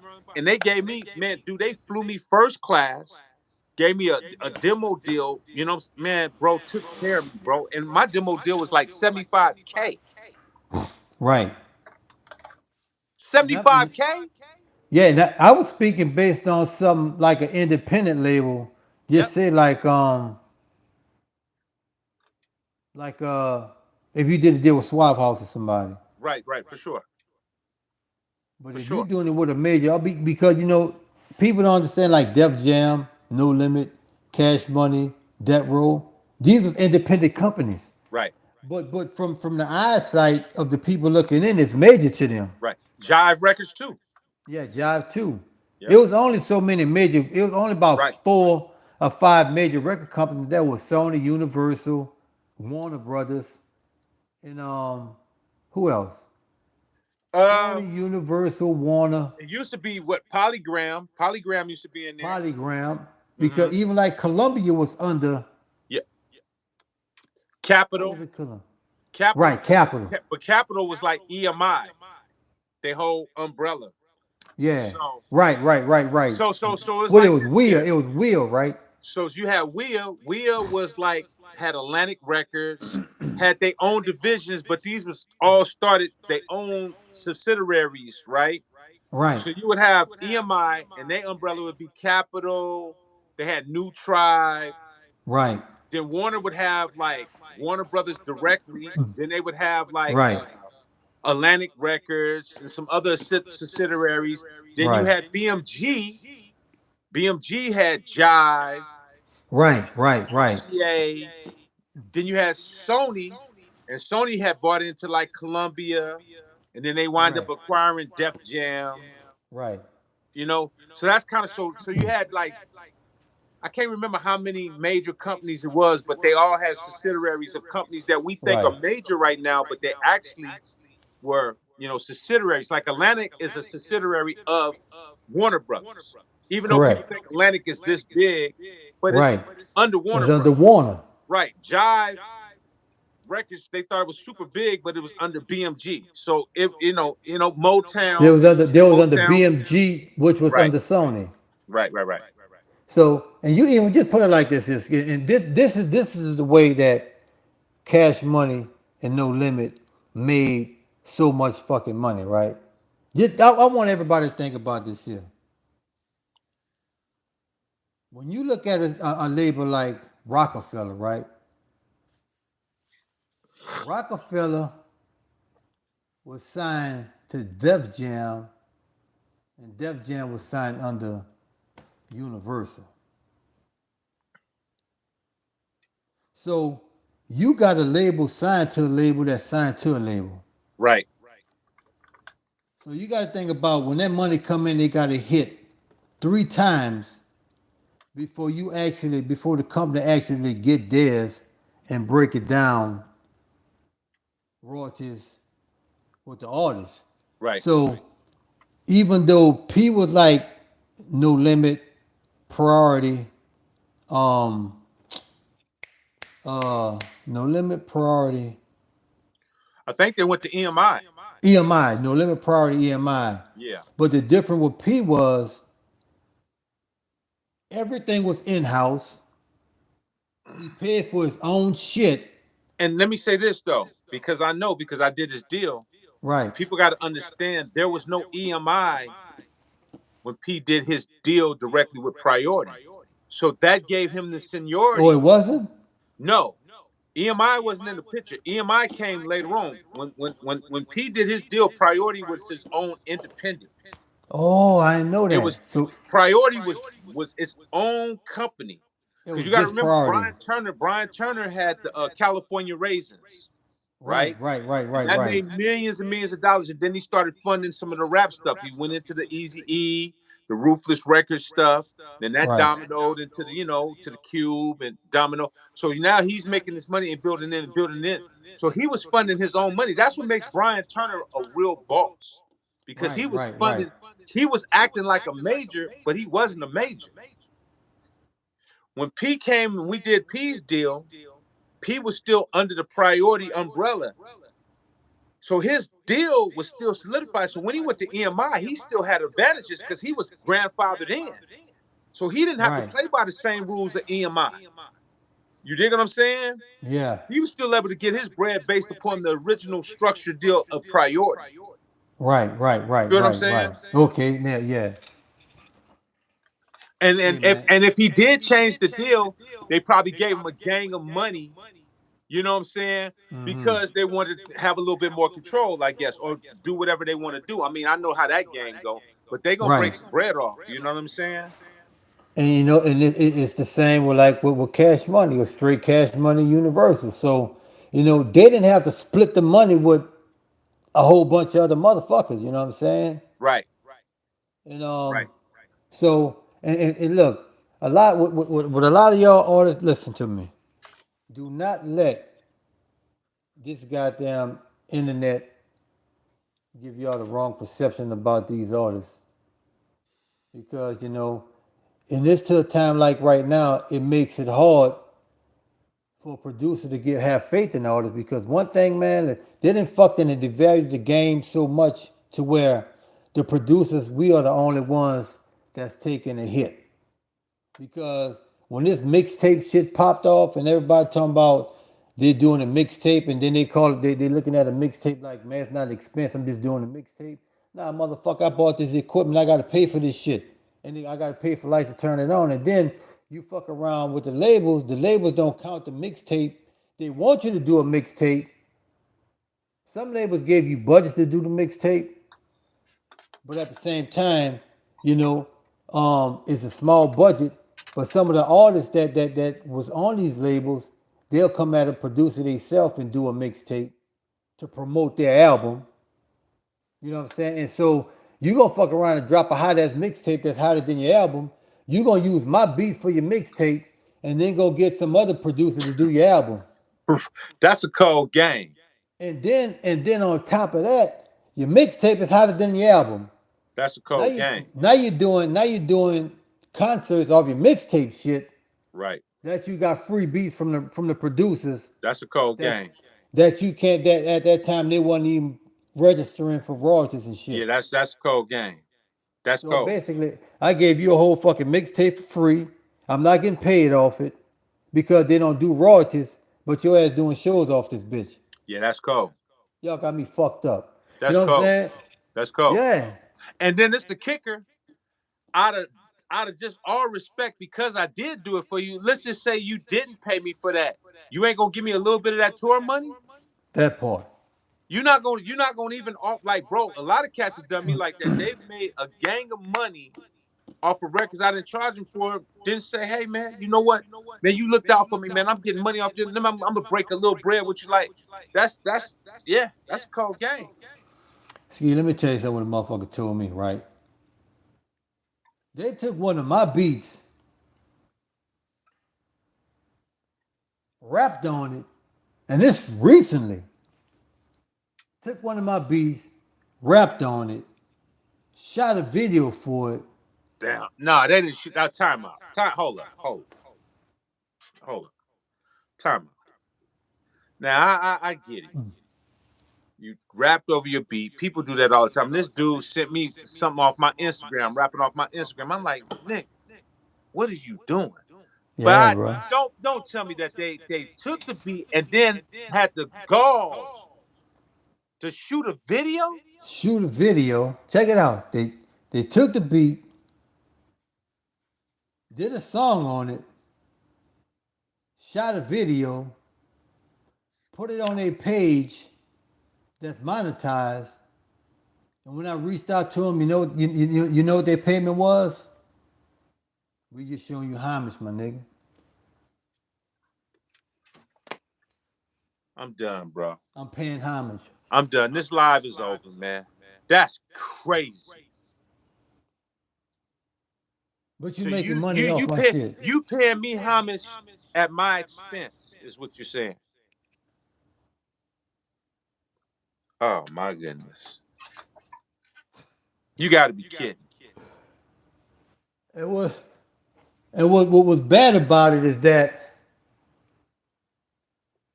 the record sounded like shit.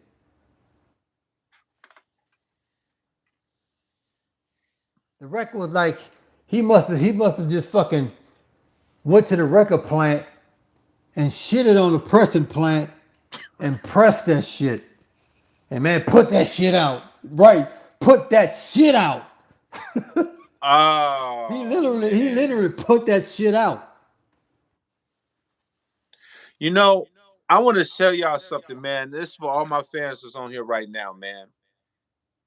This is the reason why I try to teach y'all how to go about doing stuff and to think about music. A lot of cats out here are burning bridges, and they're indirectly getting blackballed and don't even know that cats will never mess with them again. This is the worst space you want to be in this music business, is to do something Yeah.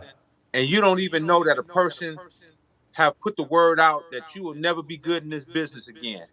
Cats got to watch who you do that stuff to, because you don't never know who Yeah. got control of your destiny, because certain cats ain't cats to play with.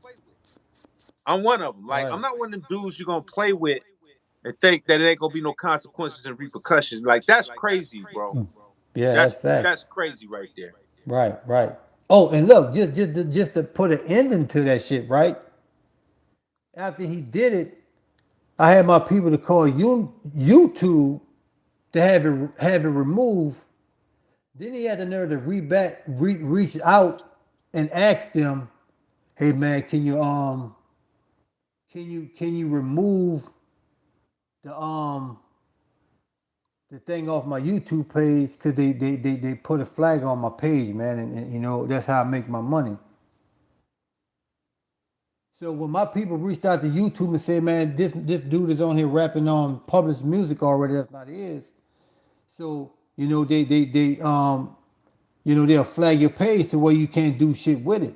Right. And his thing was like, can I call YouTube to remove the flag off my page, because that's how I eat? And I said, yeah, as soon as they take my shit off of your page, Right. the song that you rapped off my beat, remove that shit. Right. Because if you're not removing it, I'm not removing For sure. For sure. it. See? That's the kind of shit. And that's where it's fucked up with the And you know internet. what's so crazy? And you know what's more crazy about that? is taught us that even no matter, like I say, like Blast if I have to, cats that's really trying to be good cats, we're put in positions to have to defend ourselves, but we will start looking like we're the bullies and we're the bad guys because they will flip the narrative Right. like I've done something wrong to you. I've done nothing to you, bro. You are taking advantage of me. And now you're changing it right. You're the victim. Oh man, that's how Right. I eat. Well, how the hell do I eat? And well, put it like this here, Ski. And in a way, I look at it like this here. I won't really say it's really not their fault because they was brought up not wanting to know the business. Because see that's why music became so fucked up now. Because what the labels would do is that they would sign. They sometimes if they look for the most talented, that's why they looking for these artists young. That's why they had to move the OGs and the motherfuckers who've been through the process of being, fucked over. That's facts. Through us being fucked over, we learn from that process. Facts. You look at the success Cube had, right? Right. But just think about Cube went to goddamn party with bats and motherfucker. What the fuck? You say you was gonna get this shit to me. You know what I'm saying? And then you look at the success with Dre. Fucking Cube told Dre, man, this motherfucker ain't right. But at the time, NWA made a record dissing Cube because NWA made a record dissing Cube after Cube told him the same shit while they left. For sure. For sure. So What yeah, man, bro? Cube was right. But everybody think the grass is greener on the other side. Like I could tell somebody right now, hey bro, do XYZ. Mm-hmm. In their mind, they looking at you like this gonna work for me. It might not work for you, but fuck you, it's gonna work. And then when it don't work for Right. them, they come back, man.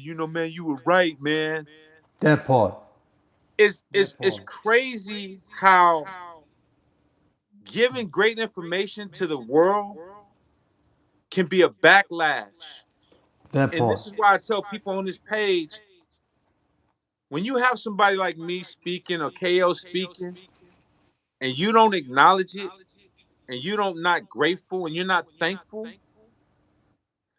then you got to deal with what you got to deal with. Because not everybody is going to give you information. Majority of the people that give you information are giving you information based upon their agenda. Just like what I wrote, like I read you on that Instagram, what dude was telling me he went to the store trying to find some gear. They tried to get him not to buy the 500 series to sell their agenda. Right. Not everybody is going to have the best of your interest, man. And sometimes, man, when people are telling you stuff, people will just disregard it. Like my girl do that all the time. I could tell her something like, hey, babe, listen, you know, such and such and such and such. Just ain't listening. Her coworker will say the same exact thing. She'll come back, regurgitate what I said. Hey, such and such and such, and I'm just looking like, bitch, I told you that. What are you talking about? It burns my Yeah, man. man, bro. I'm telling you, bro. It burns me up, bro. Like literally. Yeah, man. Ski, let me tell you this here, bro. And I want everybody to listen to this thoroughly, bro. It's like when you just made a statement of if a motherfucker sit up here try to get you to go do something and they say like it's better over there because the grass is green on the other side. Yeah. Maybe they're watering their grass and you're not watering your shit. Right. Water your grass, that should have turned green too. You know That's what I'm for saying? sure. For And sure. that's based on putting time in your garden. That's right. If you take care of your garden, your grass is gonna grow with the fucking flowers. Instead That's of right. just because your shit ain't growing fast enough, you won't hurry up and jump ship on some shit that's moving already. That's right. That's right. Build your own shit. That's It's right. gonna take time. That's right. It's gonna take time. That's why when I look at certain things about will make people appreciate shit more, like and I hope I don't offend nobody about what I'm about to say. It's like you look at like some of the women, right? And fucking men too, cause I heard niggas getting BBLs too. Fuck that. So I you ain't trying to laugh, motherfuckers, man. But go ahead. these motherfuckers will take less time and go get under the knife and fuck your body up with marks than getting your motherfucking ass in the gym. Right. One thing that I know for a fact is this year, it may take longer in the gym, but when you get them results that you looking for, you're gonna appreciate that shit more better. Hey man, you know, it why you And gotta hold take up, it to Steve. the One more thing. One more thing in this here too is that when you go under the knife, you're gonna continue to go under the knife because you're not taking care of yourself. You're gonna go get all the surgery and go do the same shit that put the weight on you. And when you get back fat facts. again, you're gonna get back Facts. under the knife. Facts. When you work out and you get all that shit and you work out and you physically put your work in to get your body how you want to, you're gonna look in the mirror and be like, nigga, I put that work in. That's just like when a man get out there in his house or his crib and cut his own grass and he finished that bitch, you know what he gonna do? He gonna go stand in front of that motherfucker and look at it like, boy, I cut the fuck out that grass. Look at that Facts. shit. That I'm that's proud facts. of myself. That's facts. I mean, You bro, know what I'm saying? there's nothing more rewarding than knowing that you put the work in and you like if I'm in the studio and I work on something and I mix it and I just sit back and I sit on the couch and I'm just listening to it, I'm like, yeah, bruh, this is like you put the work in. But that BBL thing is cold, bro. And that's a real statement. I know this girl, cool person, big girl, Mm-hmm. but she wasn't big enough where she couldn't work out, where she couldn't did little walks, sprints. I tell people do the pool. You could do the pool. It's all Right. kinds of stuff you could do, especially if you're big and you don't want to put too much weight on yourself. Because you got too much weight, you don't want to pound on the ground. Walk Right. the pool, the resistance against the pool. All of that stuff helps, right? Yeah. And I remember her coming in and she was like, "Yeah, man, I'm gonna get this liposuction. I'm gonna get this done. Get this done. Pull the fat from here. Pull the fat from there. Pull the fat out my armpits right into my thigh." I'm like, "Oh man." You know Right? what she So I'm gonna listening to her tell me all of this stuff. right. I'm like, man, that's a lot of work, man. I said, don't you just Yeah. want to get in the gym and just work out, right? Right. So anyway, she did it. Mm-hmm. Came back, lost all the weight, all this stuff, did all of that stuff. I, bro, I ain't gonna even lie to you, bro. It had to be a month, and she was bigger than what she was when she lost the weight, bro. And you know what she became? She became that statistic to where like when me and my partner be when we been in the airport traveling, we sit back waiting on our flight, we be looking at them hoes pass, be like, man, look, I bet that bitch was fine in high school. She fat as fuck, she got a little shape. She was probably the shit in high school. Right? And she probably 20 years out of high school now. You know what I'm Yeah. saying? Yeah. So, you know, the thing about it is that when you going through this process, my nigga, and everybody, we just if y'all getting the analogies, we are making reference to this compared to the time and the work you put in with your music. Right. You know what I'm Right. saying? Right. It's a big difference. You know what I'm saying? And I said this once to where, you go eat you go get fast food. The minute you eat it, you're gonna be shitting that shit out by the time you get home. Especially if Right. you buy it and you eating it while you going home. As soon as you get home, you got to shit. A Yeah. home cooked meal gonna stick to your ass. Yeah. Yeah. You know what I'm saying? It's Yeah. gonna hold. Yeah. And that's how it is with like what I always say, man. You listen to some of these, man. I listen to some of these old school fucking records, bro. And what record? What it was? Oh, It Takes Two by Rob Bass, nigga. I don't know who mixed that bitch and who mastered it, but you want to know a record that sounds loud as fuck when it comes through the speakers. But the thing is that I'm saying that you can't get that through digital music. Right. I don't like when people the new remastered version. No, fuck all that. No, no, I don't want that. No, I don't want no. that. So, Bro, do you man, know how everybody listen. bad remastered music sounds? Do you know how bad remaster? If y'all ever go to the store and you see the remaster of The Chronic or Niggas for Life or Gin and Juice, Snoop Dogg, turn the other way, bro, because that's not it. Yeah, for That's real. not it. Carbon Vibe, thank you, man. I appreciate you, man. And I just want to elaborate on something you said, though, because I don't want to forget my thought. You know, the thing that I've noticed with people in general, just going back to the BBL, Right. is that you can change whatever you want to change with superficial stuff, with money. Mm-hmm. But you know what never changes is this. That If part. your mind ain't changed, no matter how much you cheat, no matter how many sample packs, how many MIDI packs, melody packs, auto tune, lyrical studio where all the AI stuff is writing your lyrics now, Mm-hmm.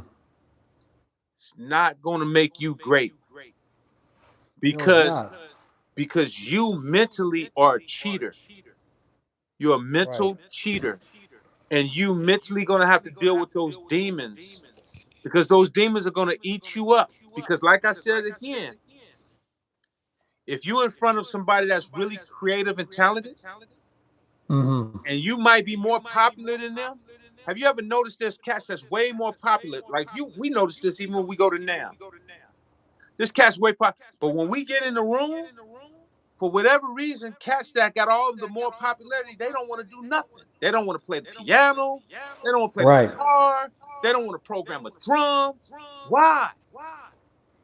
Why? Man, You got that's how they determine who's the best off of popularity. right. They got some of these motherfuckers that they have like the top five, top 10 producers. Man, let me tell you something. They know. They know. You know what I'm saying? Cause they got motherfuckers like Ski, you, myself, to where like man, I never forget I was in Atlanta, right? I was invited to a studio session by the artist. And when I walked up in that bitch, they were like, man, fuck, he here.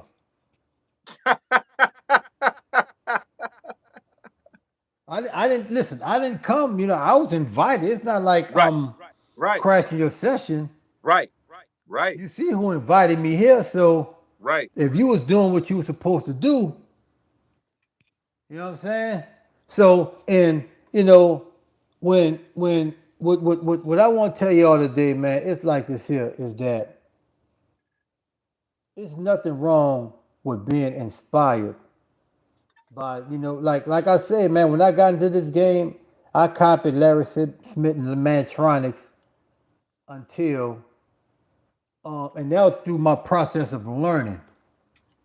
But when I fell off and really developed and I became into my own, you know, that's when you know what I'm saying, your value come when the person can identify your shit for once. And my thing is like this here is that if somebody gonna have to be the trendsetter because what everybody doing right now, it's not that music is bad. It's just that you hearing the same shit. That's like if you were to go out of town or out the country somewhere and they had this whole strip of restaurants and all of them have the exact same fucking menu. You're like, all you bitches sell hot dogs Yeah. and the same brand hot Yeah. dog Yeah. and the buns. Right. You know what I'm Right. saying? So it gonna be to where like and it gonna take one company on that block of selling hot dogs that's gonna sell fish. Right. You're like, man, all these motherfuckers selling hot dog. I've been eating hot dogs all fucking. You know what, man? They got that new fish spot down there. Let's go to that motherfucker Right. because that's that one that's different from everybody else. That's right.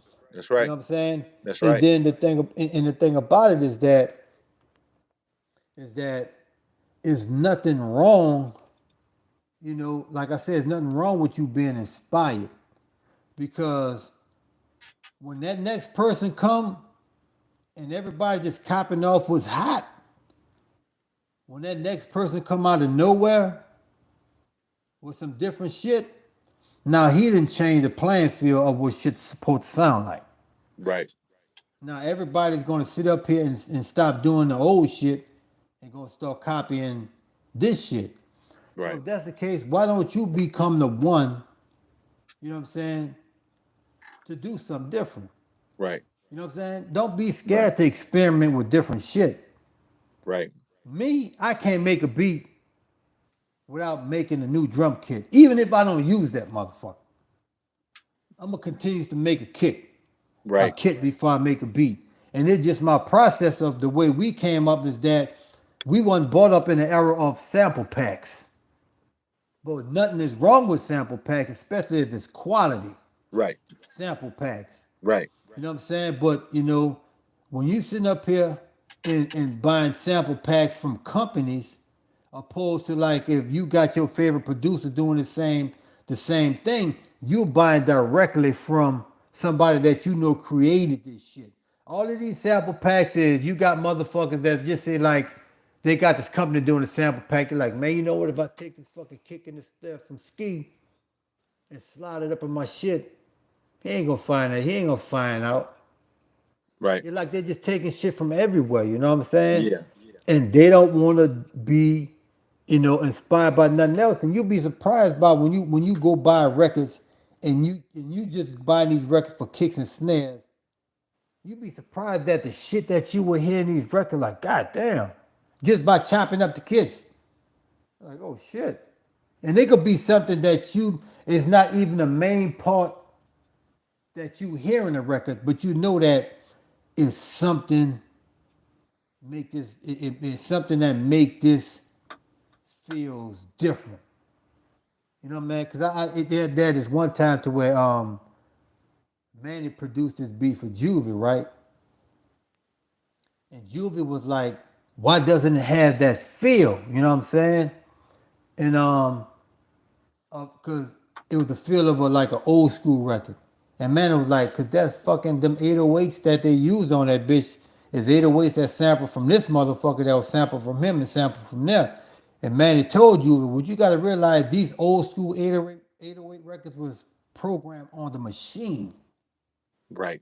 So it's gonna hit different Totally different. and it's Totally gonna different. feel different. Facts. So, you know, Facts. that's why like all of these old machines has their own characters. You know what I'm saying? And the thing about it, like all of these old machines have their own character. That's why it was never wrong of buying older drum machines. You know what I'm saying? Like everybody get drum machines and they sampling the same shit and they buying the same shit. You Yeah. know, if you're gonna do it, man, you have to be creative. You know Right. what I'm saying? And the way the music is done right now is like, come on, man, we gotta hurry up and get that shit out. You know, and then on top of it, everybody is competing on trying to outdo somebody doing the same shit. So we need to get there first. You know what I'm saying? And man, look, take time out and be creative, man. Do not sit up here and you have a mind, you know what I'm saying? Because I didn't build a studio off niggas that sit up there and thought they wanted to do this shit. And when they got into it, like, man, look, this shit ain't for me, man. Fuck all that. You want to buy this shit? Mm. I'm like, yeah, I'll buy it. But I ain't paying for what you paid for. Right. You know what I'm saying? Y'all fuck around here taking this game as a joke. You know what I'm saying? You know, we motherfuckers that spend money. We not up here showing y'all this gear just to make y'all, you know what I'm saying? We want y'all to know the best because when we showing y'all this gear, we giving y'all the blueprint of what we do to make our shit sound like that. The shit that me and Ski doing, they got people that charge y'all for this shit. For sure. For damn sure. For You know what I'm damn saying? sure. You be surprised like when you got motherfuckers that have classes that like, you know, and you know, you look at, you know, like Ski, you know, he support the page. Because, you know, all of this shit that we do, we coming out of pocket to educate everybody that's tuning in. Right. Right. You know what I'm saying? We're not saying that, you know, y'all go to one of these fake churches and in a path to say, God said, y'all got to give me $200 a piece You know what I'm saying? And then they got people out here giving these damn churches their last money and asking for assistance on rent. Like, hey baby, there's nothing I can do for you. Right, You know what I'm saying? But right, they're breaking their necks trying to donate to your church. right, You know what I'm saying? To make sure the pastor right. right, And he pulling up in a Bentley. You know what I'm right. saying? And I'm coming to this motherfucker in a RAV4. Fuck wrong with you? You know what I'm saying? But hey man, I'm just telling y'all, man, just DeWitt, focus, thank you man. for the super chat, brother. Thank you, sir. Thank you.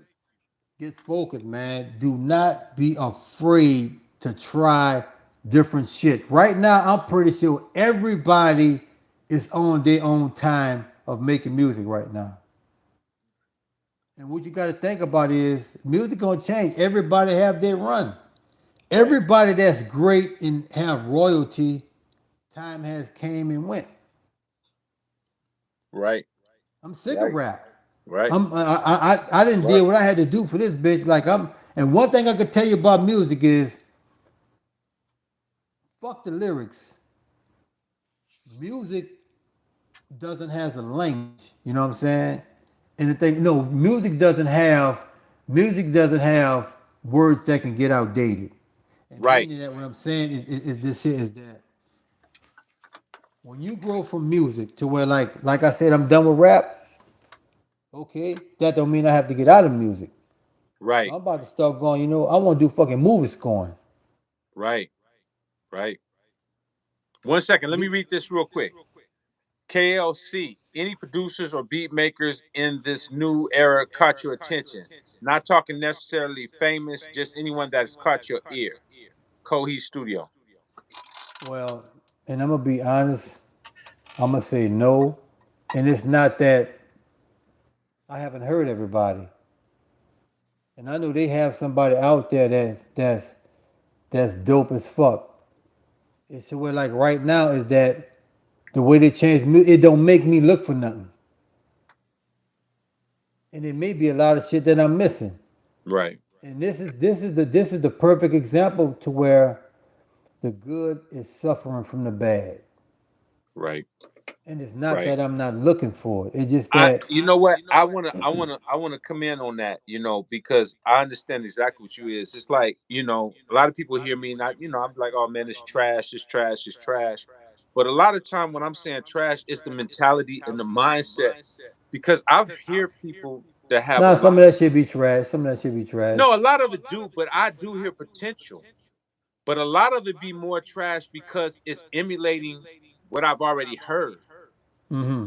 You dig what I'm saying? It has the potential, but it don't have its own identity. So, like you just said, Right, right, right. being out of town and it's just nothing but hot dogs. But if I'm somebody and I get demos every day, and I got a list of emails that I'm listening to, and everybody want me to listen to music, and it's the same stuff every time I play the demo, bro. It's gonna be hard for me to even find a diamond in the rough because I'm already gonna be like, I don't even want to listen no more because I'm oversaturated with the same thing. So when I'm gonna hit that one that I really want to hear? That's gonna be very rare because everybody else is just doing the same thing. So it makes it very difficult. It's the same example as I give a nice female guys coming at the same approach. Hey baby, let me get your number. Hey baby, she hear that all day. So when a good dude coming like, hey, how you doing? She like, you're like, God damn, like I just was trying to help. She Right, she really ain't being a bitch. She's just had enough. So right, she's not gonna be able to tell the difference between a good person and right, a person that's been an asshole to her all day because it's the same assholes doing the same thing. And it's the same with music. If you don't change and break that monotony and the redundantness of how we approach our music, nobody's gonna ever give these cats a chance. Cause y'all might be sitting on some of the best music of all time. right. And people will never know because you're still trying to do the same format your favorite artist is on the radio doing or the next man is doing. You'll never get that chance to be seen because you're not pushing the boundaries and being that person that say, I'm not gonna do hot dogs, going back to your scenario, I'm gonna make Mhm. fish. Right. That don't And happen. one thing I'm gonna tell you about this era in the era that we was in. This is a very selfish era. It's a Niggas very not trying selfish to. era. They not trying to get you on. Yeah, very Like man, selfish. I got this little spot for myself. Man, I ain't letting nobody in this shit. Right. You know what I'm saying? I call it the Shit. gatekeeper 101. Yeah.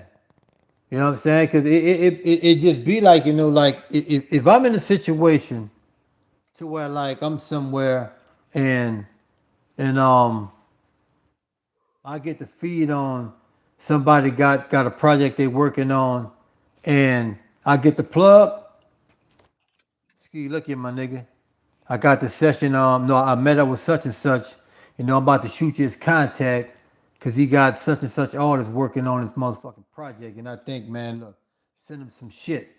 You know what I'm saying? I'd be like, man, what shit, man? I ain't let nobody know about this here. I'm gonna tell you something that's even deeper than that.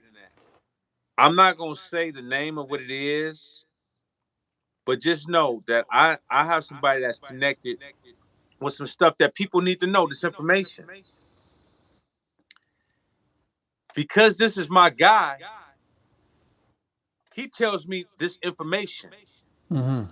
but tells me, hey, don't share that information. Not everybody supposed to get this information. Right. That says a hell of a lot. Do you know how many people could be in bigger positions, but because people don't want certain information out, you ain't gonna know. Yeah.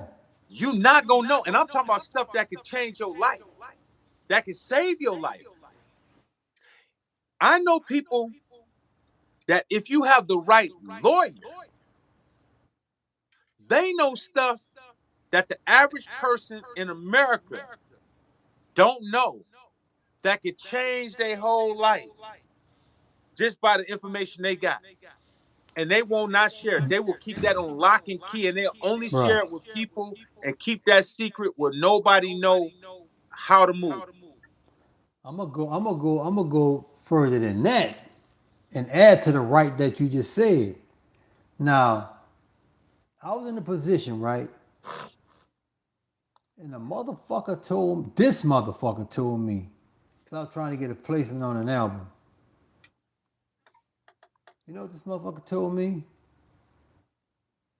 And then when he heard the beat, he was like, nigga, that's what he need. That shit there is what he's missing.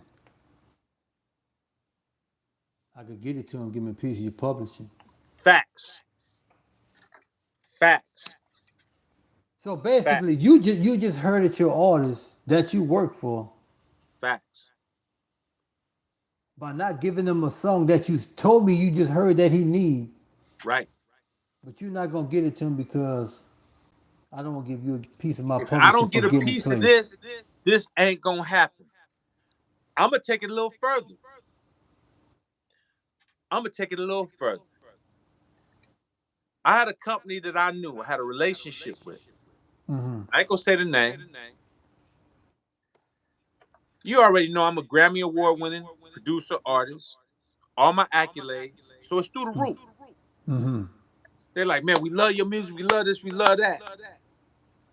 I'm trying to get this placement for this TV score. They love the music.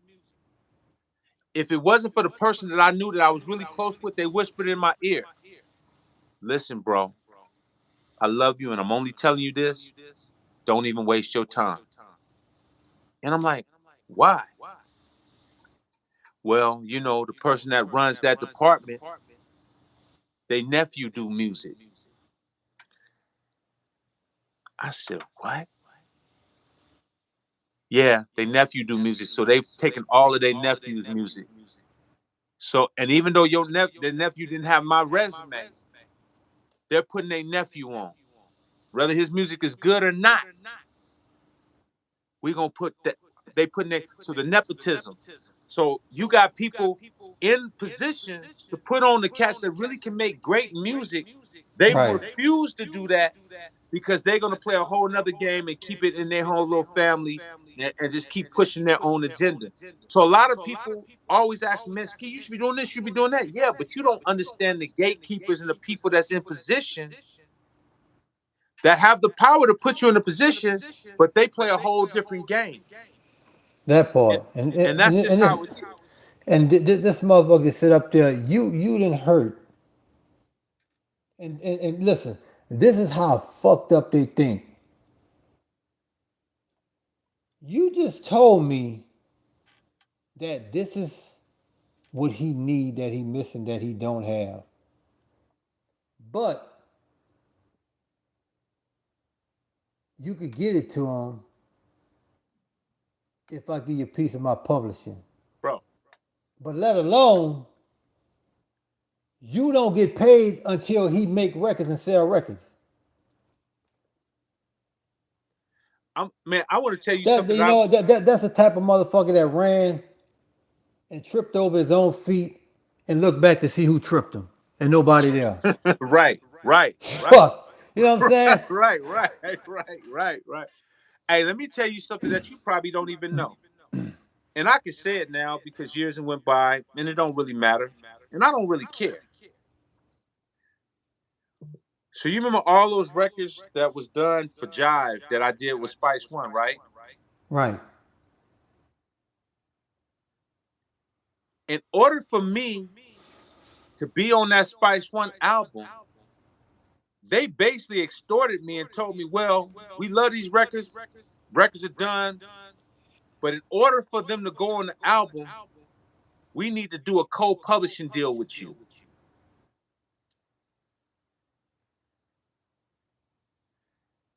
If you want these records to make that album, you need to enter into a co-publishing deal with us. That So mean that that's you what probably Jive had, was doing. that probably mean that you had the bulk of the record Right, or a good bit of it.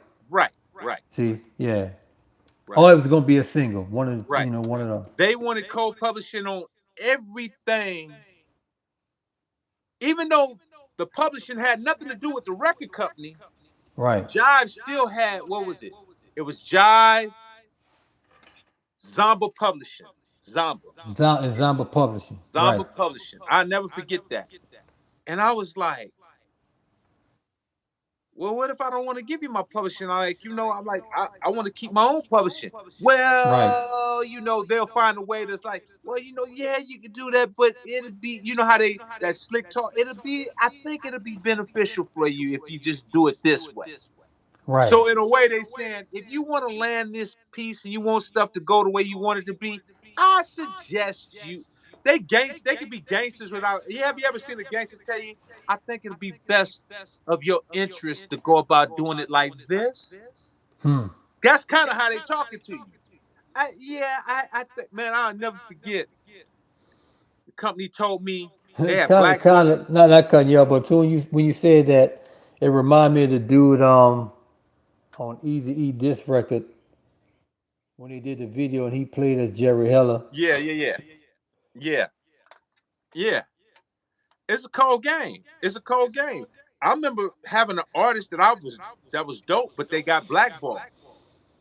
Mhm. Right? I don't want to say the name because y'all will know the name, but I didn't know that this artist was blackballed.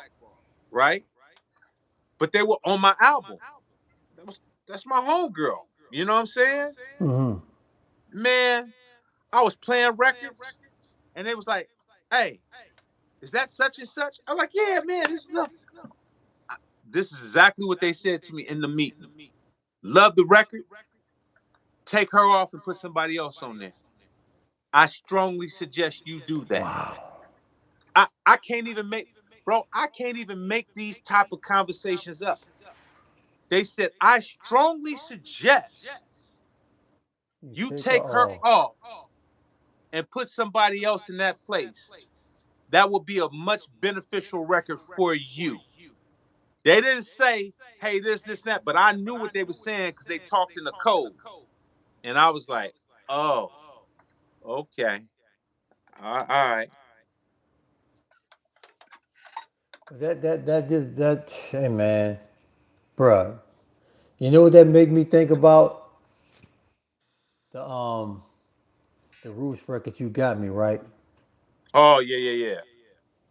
Jill Scott originally sung that record because it was her record. Yeah. She wrote the hook and all of that. They took her off and put Erica Badu on it, which still turns out to be an amazing That's record. right, because Jill was on that first. That's right. It was her record, That was Jill Scott record. You absolutely right. and they You're asked right. her for the record.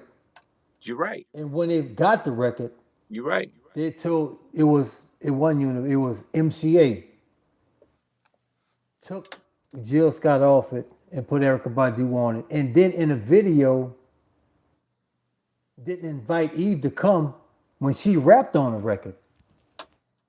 Wow. The rapping part, that's Eve. That's Eve on there? Yeah, that's Eve rapping. That's Eve on there. That's not Erica. But Erica Badu did the rapping though, right? On some parts. Oh, But no, I'm just saying like because I never knew Eve was on that record. that's the female rapping part. That's Eve. Just think about it. It's all Philly. Right. Jill, the You're right. Roots, You're right. Eve. You're right. You're right. I didn't even put that together. This thing, listen to that record when you No, now you're right. now No, that when you now, listen to it, now I get it. Now I you get gonna it. hear it and be like, man, it is. I get it. And they she rapped on the fucking record and she said she just wasn't invited to the video. Wow. Wow. You know what I'm saying? Wow. It was a Jill Scott record first. That record was done for her. Wow. And the Roots asked for it and they gave her the record. Wow. Wow. Wow. Wow. But I know Jill Scott wrote the record. She wrote the record. Right. Right. She wrote the record. She sung the record. Right. And you got to understand, Erica Badu just signed with MCA. Right. Right. And they felt that put Erica on it. They took goddamn Jill. She got all the publishing for writing, but I they took hope off damn the. sure. I hope she did. They took her off the record to put Erica Badu on the record. They shot the video and Eve raps her verse. They shot the video and didn't invite Eve to the video shoot. Wow. Wow. Ain't that some shit? When if you get a chance to listen to that record, you got me listen to it, you be like, man, that is Eve. I never even tripped off of it because she wasn't in the video. So I thought, and I know Erica Badu raps too. You know what I'm saying? Right. So I just assumed, oh, that's Erica. I didn't even put that together, bro. Literally, I didn't even put that together. Yeah. That's why if you look at that record when they perform it live, Jill Scott gonna be there performing with them. Right. Not Erica. Right. Unless Erica, she get invited to like some of the, but Wow. Jill traveled with them for them to perform that record. That's crazy. And see, this what these labels do when you sit up here and like not have that. See, that's the best thing now, to where like you don't need a record deal because shit, everybody gonna put their format and upload them on the same site as the majors. You know what I'm saying? You have more control of yourself. You know what I'm saying? And you have more say so what's going on with the situation. So, you know what I'm saying? Create this buzz for yourself because when they come looking for you, that means that you have control to tell them what the fuck you want to do. But if you go there to get signed and they sign you, they're gonna tell you what to do. For sure. You know what I'm saying? By far. So no questions asked. Right. And that's what it is, to where like what I said with me and Ski, sometimes we'd start off with production, but it's just in our nature to teach business, you know what I'm saying? Because that's how it was like when I had, motherfuckers used to come to my studio, they're independent motherfuckers, right? Used to come to my studio, bring their artists with them, and they're leaving with me, and I'm just there to mix, not make beats. Right. So while I'm mixing, I'm just spraying the, it's like I just fall in and just get all this game. Right. About boom, boom, boom, boom, and before you know it, he going back and talking to his CEO about the shit that I talked about. And before you know it, shit, I don't even see these motherfuckers. I'm like, shit, you pay me to do the job. Why you not letting them come back? Right. Right. And it's just the fact that, is that what you need to know, everybody, is not, just think about this here. it is not their business to teach you the business. It's not that it listen, they it's their fault that they fucking over you, but you can't get mad if they fuck over you. Because you just a product. Right. You're just a product. You know what Right. I'm saying? Right. Just think at one time because when you don't make yourself a demand, just think about this here, Ski. When Jordans first came out, they only put out like 1 million pair. And whoever's lucky to get a pair, you know what I'm saying? Fine. But if you missed out, you can be like, fuck, man, I ain't get them J's because they ran out. Because, just think they put out, 1 million pair of Jordans, selling them at $100 a shoe back then. Yeah. I suppose like right now, shit, you can go get all them bitches. Like the people still buy them, but the demand for them is not like it was then. Because now it's Right. just easy to get. You Right. know what I'm saying? Right. And it's just Right. the fact that I'm saying that because right before we got on live, I was online, right? Because I always wanted this motherfucking Rupert Neve Lego set. You know what I'm saying? But the thing about it, they only made so many of them. Right. So I think they only made like 100 of them. Right. They didn't make them for the masses to sell like, because every year they made the console. The next year they made the console with the 2-inch. Yeah. The year after that they made the console with the 2-inch with the NS10s. Yeah. Yeah. Yeah. Yeah. But they only making so many of them. And I Right. went online and I just Googled the shit, right? They had it on Reverb. Price drop. $599 was $1,000. Mm. For a Lego set that's about this size, bro. It's Mm. not like it's a big wide ass. No, it's about the Lego set is about this big, about 3 inches. Mm-hmm. You know what I'm saying? So, and that's just how I be, my nigga. Like, Yeah. you No. know, Real and talk. and when anything with me saying that is about the J's and this Lego set is this here. The J's is so, and the thing about it, like the J's right now, I don't even think them bitches real leather, my nigga.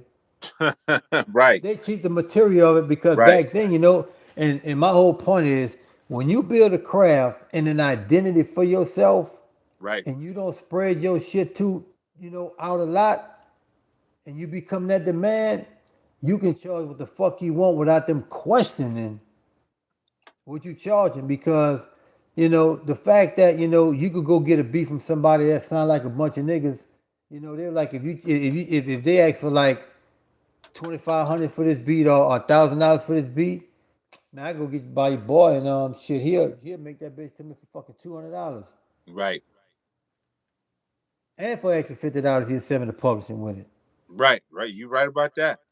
But when you put yourself in position to where nobody can get that shit that the people want and they can only get it from you, Right. they gonna pay. Because Right. one thing I know about this here business is that if they want something, and with a lot of record companies, independent companies, if they hear a hit, they gonna pay for that bitch. Yeah. But they gonna be hell getting that back end though. That's right. Because they gonna do That's what right. they gotta do to get it. You know what I'm saying? They gotta Right. do what they gotta do to get it. And labels do the same thing. You know what I'm saying? Like on Jive when I'll never forget, we was in studio at Battery in New York. And I was just talking to one of the A&Rs, right? And Pharrell did the bouncing back in the another record for Mystical. Was it Shake It Fast? In Danger? No, it was Bounce Back in another record. Yeah. And it was like, and they knew on that album, I had one of the better records on that, and it was different. Mm-hmm. But just the fact that when they told me, well, KL, we paid Pharrell and them like, we got these two beats and we paid them like $250,000. We got to get our money back. Woo. So we Man. gotta Two We fifty gonna k 250 for two Shit, beats. So man. we put this money in and spent this bread. So we got to get our money back. So they made it a single, knowing that I had one of the better records. I see. Politically, that was the move to try to recoup. Right. But Bouncing Back was a banging ass record though. Right, But just the fact that it goes to show you how they structure and run their situation. You know what I'm saying? right. And the whole point is that like when the Neptunes built that value, like these motherfuckers had like a 5 year run, my nigga. Like a 5 year run to where they had radio locked. Yeah, They yeah. had radio locked. And, One and, and second, that's Shay. what it is. 1 second. Rap Coalition founder Wendy Day was very instrumental in helping artists understand the music industry and secure their publishing rights. Shout out to Wendy Day, man. I've been knowing Wendy Day for Yeah. years, man. Really, really good woman, man. Good friend of mine, man. She was definitely there helping a lot of people do stuff. I was actually there in New York when she was helping trying to facilitate the Cash Money deal. Mm-hmm. Um, you know, there was a lot of discrepancy on what went on with that particular situation, but she was there. She was there dealing with Dino DeValier that was over there at Universal Records. I Mm-hmm. was there. I was there. I was staying at the Parker Meridian. I remember Baby came to the hotel. Man, he was trying to get me to come to New Orleans and do a deal with Cash Money for my record because I was working on a new album. Right. And he was a big fan of the stuff I've done for Spice and stuff. So shout out to Baby too. Baby's always been solid with me, man. Always For showed love. fact. Baby and Slim, they always showed me the utmost respect and love. And Wendy Day was always solid with me. So big shout out Yeah. to Wendy Day, man. So good looking out on that Cannon on the Beach. She's definitely been there, helping people try to understand the publishings and they right. Wendy was part of the situation. Um, when we left No Limit, like she was the first. I never forget her and my attorney Jay Quartrini. Them two were the one that helped secure the deal that we did at Tommy Boy, because Tommy Boy was the only label that was willing to do a deal with us. Yeah, We did. We listen. The first place we went to was in Atlantic. We played that Six Shot album for them. I never forget. yeah. We was in New York. We met with Craig Kelman. I remember, totally remember Craig Calvin. We went to New York. No, we went to Atlanta. And we met this attorney named Vernon Slaughter. Mm. He worked for this firm, right? So he set the meeting up with Atlantic. We went to Atlantic. We sat down with Craig Kelman. Craig Kelman called Mike Karen. Michael Karen. Yeah, he was in L.A. He was in California at the Yeah, Mike Karen. That was his right hand dude. Young Mike Karen was a young Mike Karen when he brought him in, like a young little kid almost. right. He Yep. he called Mike Karen in California, and he played a record over the phone. And Mike Karen was like, "Yeah, I like that. Let's do the deal." So after they hung up, we talked to Craig Kelman. He said, "Well, look, this is what we gonna do. Y'all get everything together, and you know, on your trip back home, we'll be with your we'll be with your attorney to get this and to solidify and get everything in place of doing the deal. Boom, boom, boom, boom, boom." And so once y'all get everything structured, y'all talk amongst each other and speak about what y'all want, in this situation of the deal, and we gonna start off what we expecting. We gonna put these two contracts together, y'all agreement in mind, and make it one. And then just call us like a couple days when y'all get back. So we called them a couple days. Them motherfuckers act like they never knew who we was. Like Wow, we never existed and never came there. wow, wow, wow, wow, wow. Yeah. That's So crazy, man. yeah, and that But it just makes how sense. It makes sense. It makes Yeah, sense. it makes plenty sense. Makes Because sense. like they say, man, like create your own shit. Yep. Build your own stuff. Make them come to you, don't go to them. Because Right. like I said, if you go to them, they have the right to control you because they're doing all of the shit. And what I tell everybody on here, I said, man, once you go to these labels, you can damn sure believe you are not in control of your destiny. If you don't come in there with no leverage, you don't come in there with something that's already sparked. This is the reason why P had a great situation. Cash Money had a great situation because they came with leverage. They came with heat. And they were able to structure the deal based upon the collateral they had already brought to the table. And if you don't have that type of collateral under you, Mm-hmm. you're just gonna be a puppet and a slave, and you're not, and nothing is gonna work in your favor. I'm gonna tell you that right now. Right. And just look at, the situation just off experience from you and I with P. He was always in good hands with the right people at the right time. From you to me. You know what I'm Right? saying? No, no doubt, no doubt, no doubt. And just the fact that it's just like that's why things took off for him so fast to where like don't get me wrong, like what I want y'all to hustle what I want y'all to understand, like that motherfucker hustled his ass off. He did, he did, he You know, did. I don't know nobody that hustled the game like he did. He got the game from the Bay though. He got the game from the Bay, you know what Definitely. I'm saying? But when he got on that motherfucking road, he went into a hustle mode, my nigga. And I can say the P same didn't, thing P with didn't. Baby. And then let me tell you, P was one of them dudes. He was like a slave driver. Cause I remember, man, we'd be working, man. We'd work on a record. Man, let's go to Rainbow Records. I'm like, Rainbow Records is about 5 hours away, bro. We just got out of the studio. We got to get it done. We got to get it mastered right now.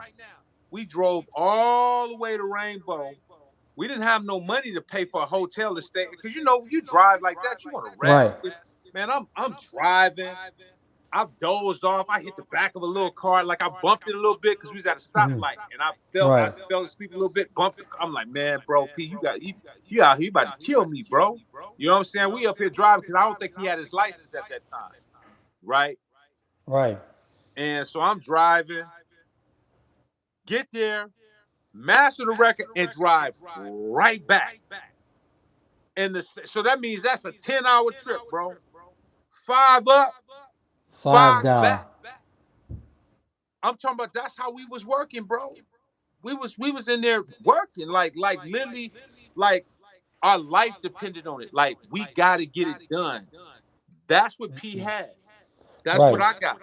And that's what's missing because right now it's not an urgency in music. It's just the fact that right now it don't literally. I was about to say it don't cost shit to make a record. Well, shit, they don't make records no more. You know what I'm saying? Right, And like I always say, you look at when we first, based off me when I first got in the game, right? Even the fucking bootleggers had to spend money. yeah, yeah, When the motherfucker bootleg your shit, he had to buy the CD to bootleg. yep, He had to buy blank CDs. He had to pay somebody to press them. yeah. He had to put in some work. He had to buy. He Yeah, had to get somebody to make the J cards yeah, and buy the jewel cases and some type of graphics. and some type of graphics. That's what I mean, like with the J cards. And then Yep, if he wanted to get a little professional with him, shrink wrap them bitches. yep, yep. Real talk. So you still had to spend money back then, even in bootlegging. You know what I'm saying? Because no, the digital it's a gift and a curse. It's just that right now it's like what do you prefer? But don't you can't complain about what you're not getting. Right. That's why I hear like a lot of DJs speak about I really don't comment too much on certain things because I wish I could have both. Cause I'm an old school motherfucker to where shit, if I go to vinyls I could do that. But you complain about how easy it is to be a DJ now to where you just push buttons. Right. But at the same time, if I had to take one, I'll have to think about it because my nigga, I'm not trying to carry no motherfucking 10 crates of records up no stairs, my nigga. When I can have this whole my whole crate of records plus on my laptop. Right.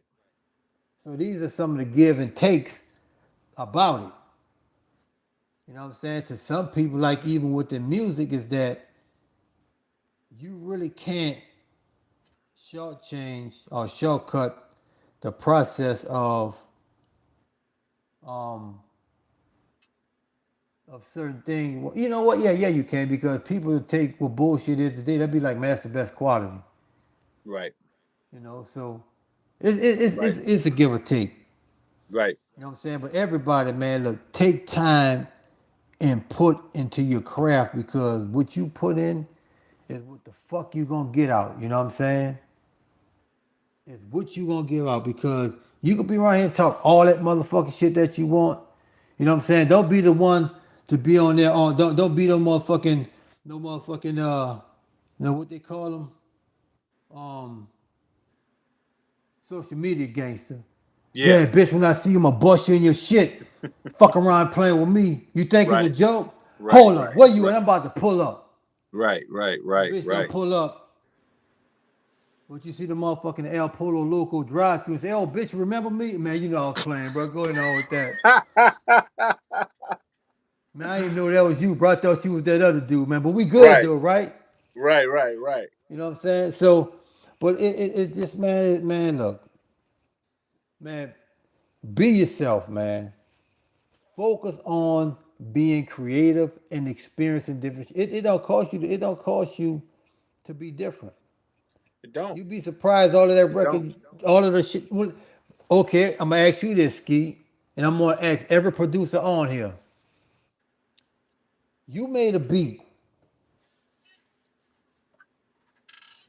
and the beat that you made, you thought, nigga, this is the one, and the one that you thought was shit, a motherfucker picked that one. And be like, nigga, what about this one? It's like, yeah, that was cool, but Right. what's that shit right there? Play that again. Right. I'm asking something, man, like, nah, play that again. I want that one. Right. And Right. you put all your heart into like, boy, this gonna be the one, and that's Right. not the one. Right. Right.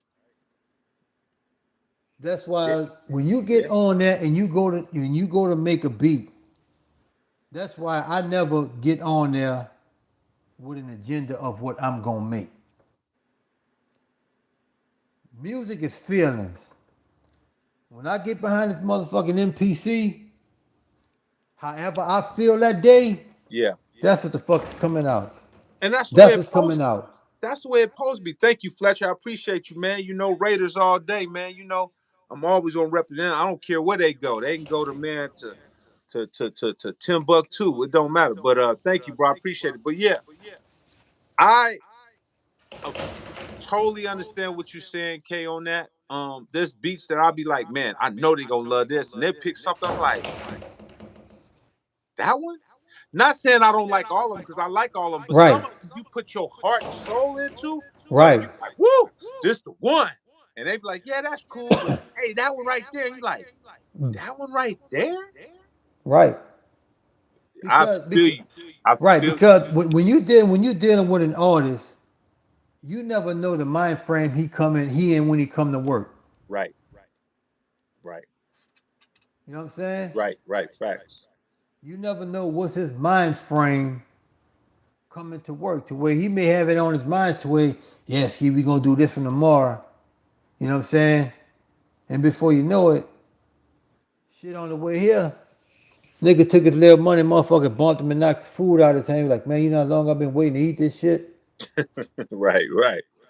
Right. So, and it could be anything that can change your mood. So that's why, like, you never know what people treat your goddamn music like a fucking 5-star restaurant to where when they come in that bitch, anything you won't eat is here.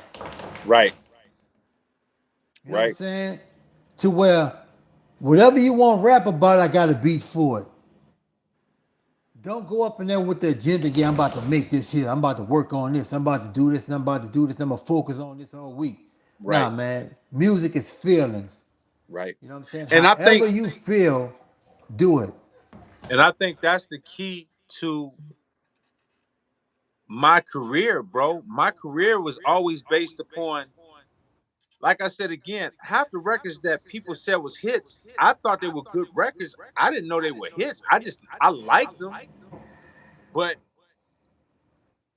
you go in and you make what you feel is good because you never know how people perceive your music, if that makes sense. You know what I mean? Right.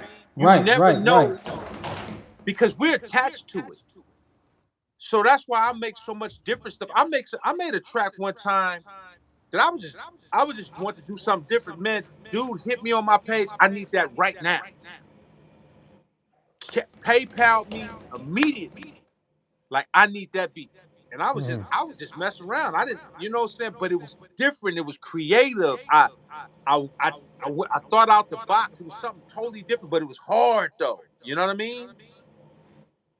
Hold up. Well, Ben Frank, real quick. Salutes, high respect to you both. Loving this conversation, Jules and Gems. Blessings. Thank you. Appreciate you. for Thank sure. you so much, man. Thank you, sir. Well, let me ask you this here, Ski. Let me ask you this here. When you made Bless If I Have to, right? And it got to the point it being placed on the Friday soundtrack. When you made that record, did you make that record in the mind of they gonna love this for the movie? No, no, I didn't. Bro, listen. I've said this a couple of times. I didn't even want to use that record because I had been sitting on that record for so long trying to write to it that I was just like, man, I don't know. When you get to a point where you're trying to do a movie soundtrack, think about it. I've done soundtracks before. I did the Minister Society, right? Right. Which that was Spice One, but that was him as an artist. You're talking about your debut as an artist. Right. You got a billion different ways you can approach it. I love music. So I'm like, damn, I could do this. I mean, and I remember I had a list of a bunch of stuff that I could have attacked. But like I said again, I had a writer's block because I was so excited to be on it, but I wanted to do my best work. But I didn't know how to really approach it. You know what I mean? I was just like, damn, you got Dre on there, you got Cube on there, you got Scarface on there, Alcoholics, you had Two Live Crew, Mac 10, Cypress Hill. I'm like, damn, this about to be crazy. Right. All you thinking about is all of these people that you love and what they do that you love. So you like thinking, damn, maybe I should make something on that level. Or maybe you Right. know what I mean? I know a lot of people saying they're hearing echoing. You got to understand, I think it's coming from KL's feedback that I'm getting from his lines. So just bear with it. You know what I'm saying? As long as you can hear what's being said, I understand it. Um, but this is the thing, okay? When it came down to it in the situation, like I said, when I caught the gun charge, the first thing I wrote to was that track, the Blast Mm-hmm. If I Have to, that now the infamous Blast If I Have to. Not because I thought that was going to be the best one. It was just that that was the one I had the idea from the situation. So, because I write to the music, I don't just write a track and Right. say this is the one. I just whatever felt good to me. And even when I sent it off to Priority, I was like, man, I really don't know if they're gonna like this because I just don't know. I was really unsure. Mm-hmm. Really, and I'm being very transparent to the audience. If anybody tells you they know something is gonna win, now I felt comfortable that the music sounded good. I felt good about that. Mm-hmm. I just don't know how people are going to perceive it because music is subjective or based upon what's more popular or what type Right. of sound is winning. And at Right. that time, a lot of people were sampling and doing replays. That was an original composition. Right. It was real theatrical and cinematic, but that's what I like. That's that's what I like. That's what motivates me to write. Correct. Correct. Correct. So Correct. I was just going with what I felt good to me. And I just put it on the table. And man, when they called me back, remember, there was no email. I had to send it in the mail, send the files, the tape, So it took some days for them to get the mail, right? Right. And man, when they called me back and said, man, this is crazy. This is gonna be the first single. I thought somebody was playing a joke on me. I said, nah, this can't be the first single, not with Cube and Dre. And I said, no way. They love, man. I'm telling you, Brian Turner and them love that record. Love That was a that. banging ass record. When I tell you they love that record, and I'm sitting up there like, yeah, but you got Keep Your Head Ringing, you got Cube's Friday, you got Scarface, you know what I'm saying? You got Threats every single weekend. Like, I mean, bro, I mean, man, it was a lot of stuff, bro. But no, to answer your question, I didn't know. But at that time, I just went with my gut. And that's how I go with all my records. To this day, Mm-hmm. I just don't go into thinking nothing's a hit. I don't go Right, into right, thinking right. that people gonna like this and like that. I go into it like I feel really good about how this feels to me, and I'm gonna go with it. And I'm gonna ride with what I feel that feels good to me. And that's been my key to my career, is that I just don't go into like, okay, let me make this because this was going on. Because I could have easily did that. But that just didn't, my discernment I don't feel good about doing stuff that everybody's doing. I always felt Right. that I needed to set the tone to show people leadership. And that's how I make my music. And even if I don't feel like I'm like, it's gonna be the most popular, I feel like it's gonna sound the most dominant. Right. Right. And that's what I always like. Like when I got placements on a lot of records, if I didn't have the single, it was gonna be one of the talked about records on that bitch. That's right. That's right. Because That's right. singles could be picked on That's right. business and favoritism. That's right.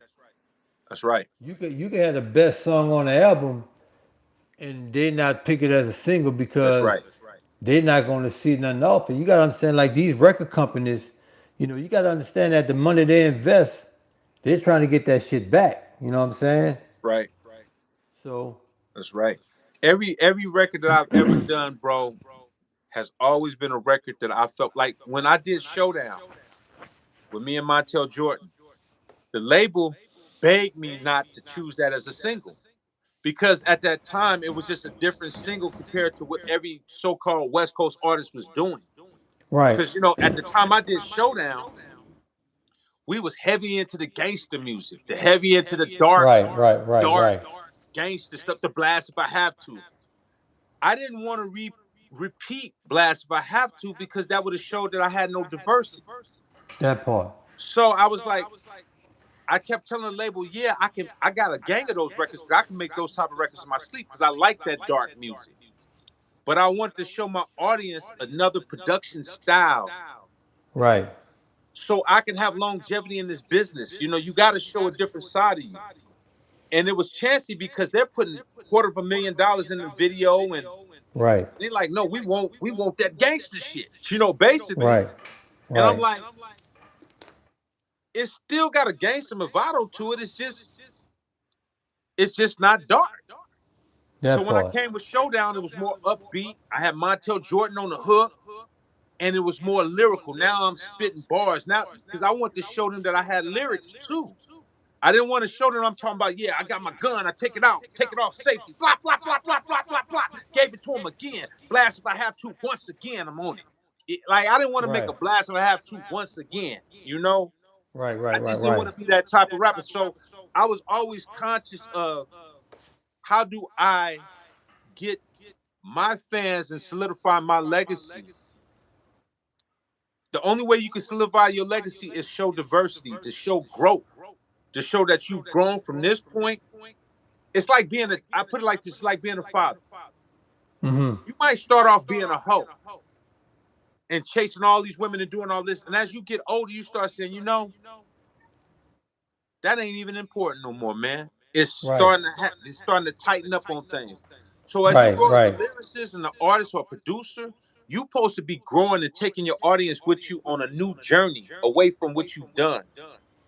And I'm so glad I did Showdown because the labels did not want me to drop that. And when I dropped that single, that was the number one single in the country.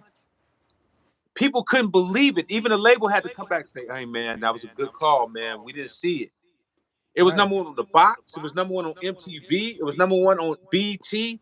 It was the number one. Man, I remember going to New York, walking into barbershops in Harlem. Hey, that's that dude. That's that dude with Montel Jordan. Like, man, that's how I got a lot of love. That's how I met K Slay.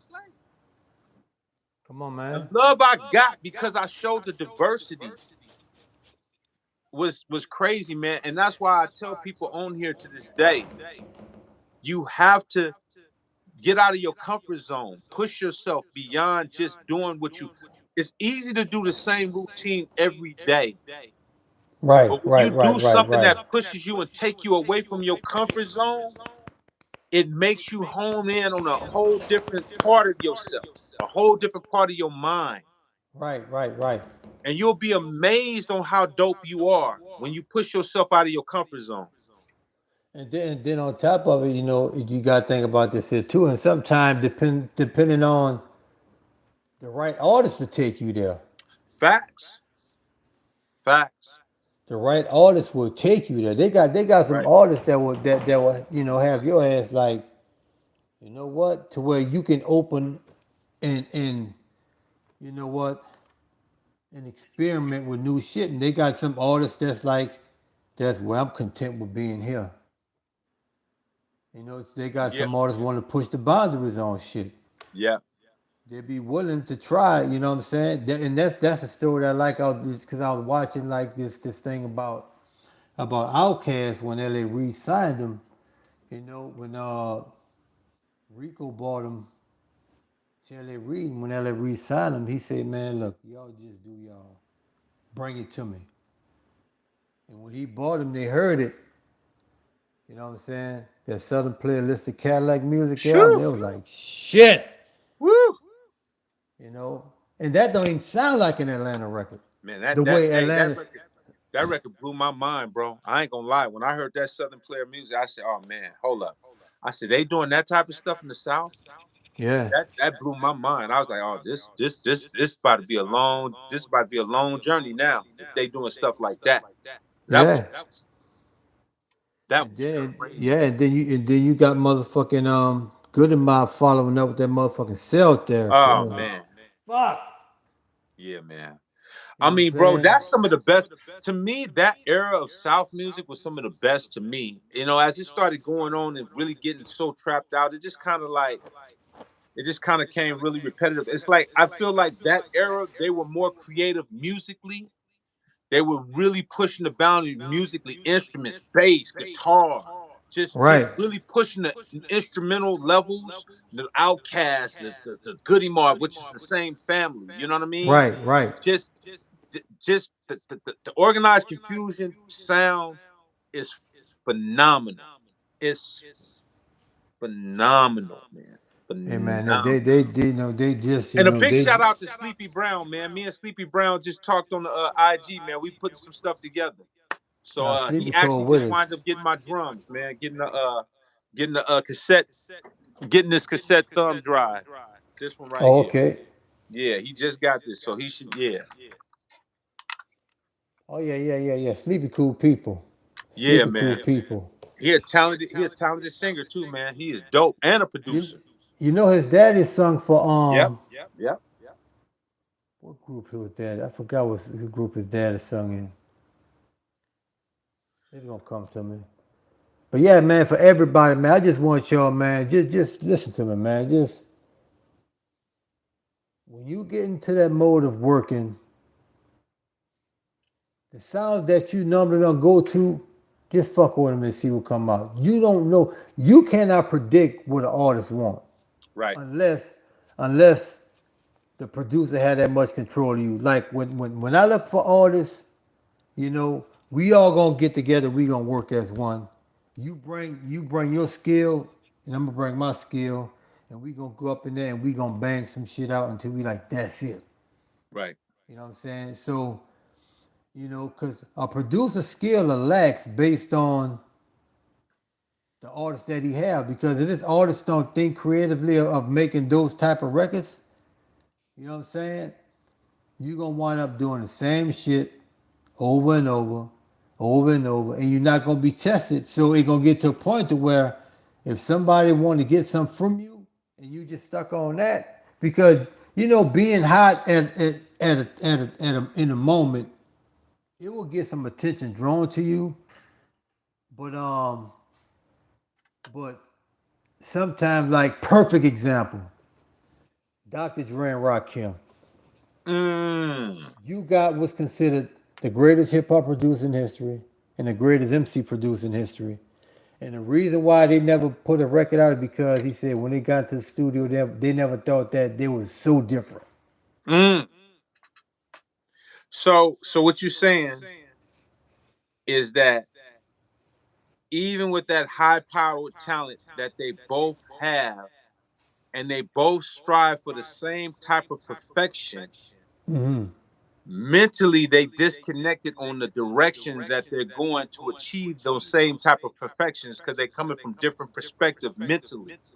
Right. Because when I read that article on when they did an interview with Rakim, Yeah. they brought it up. The album with you and Dre, what happened?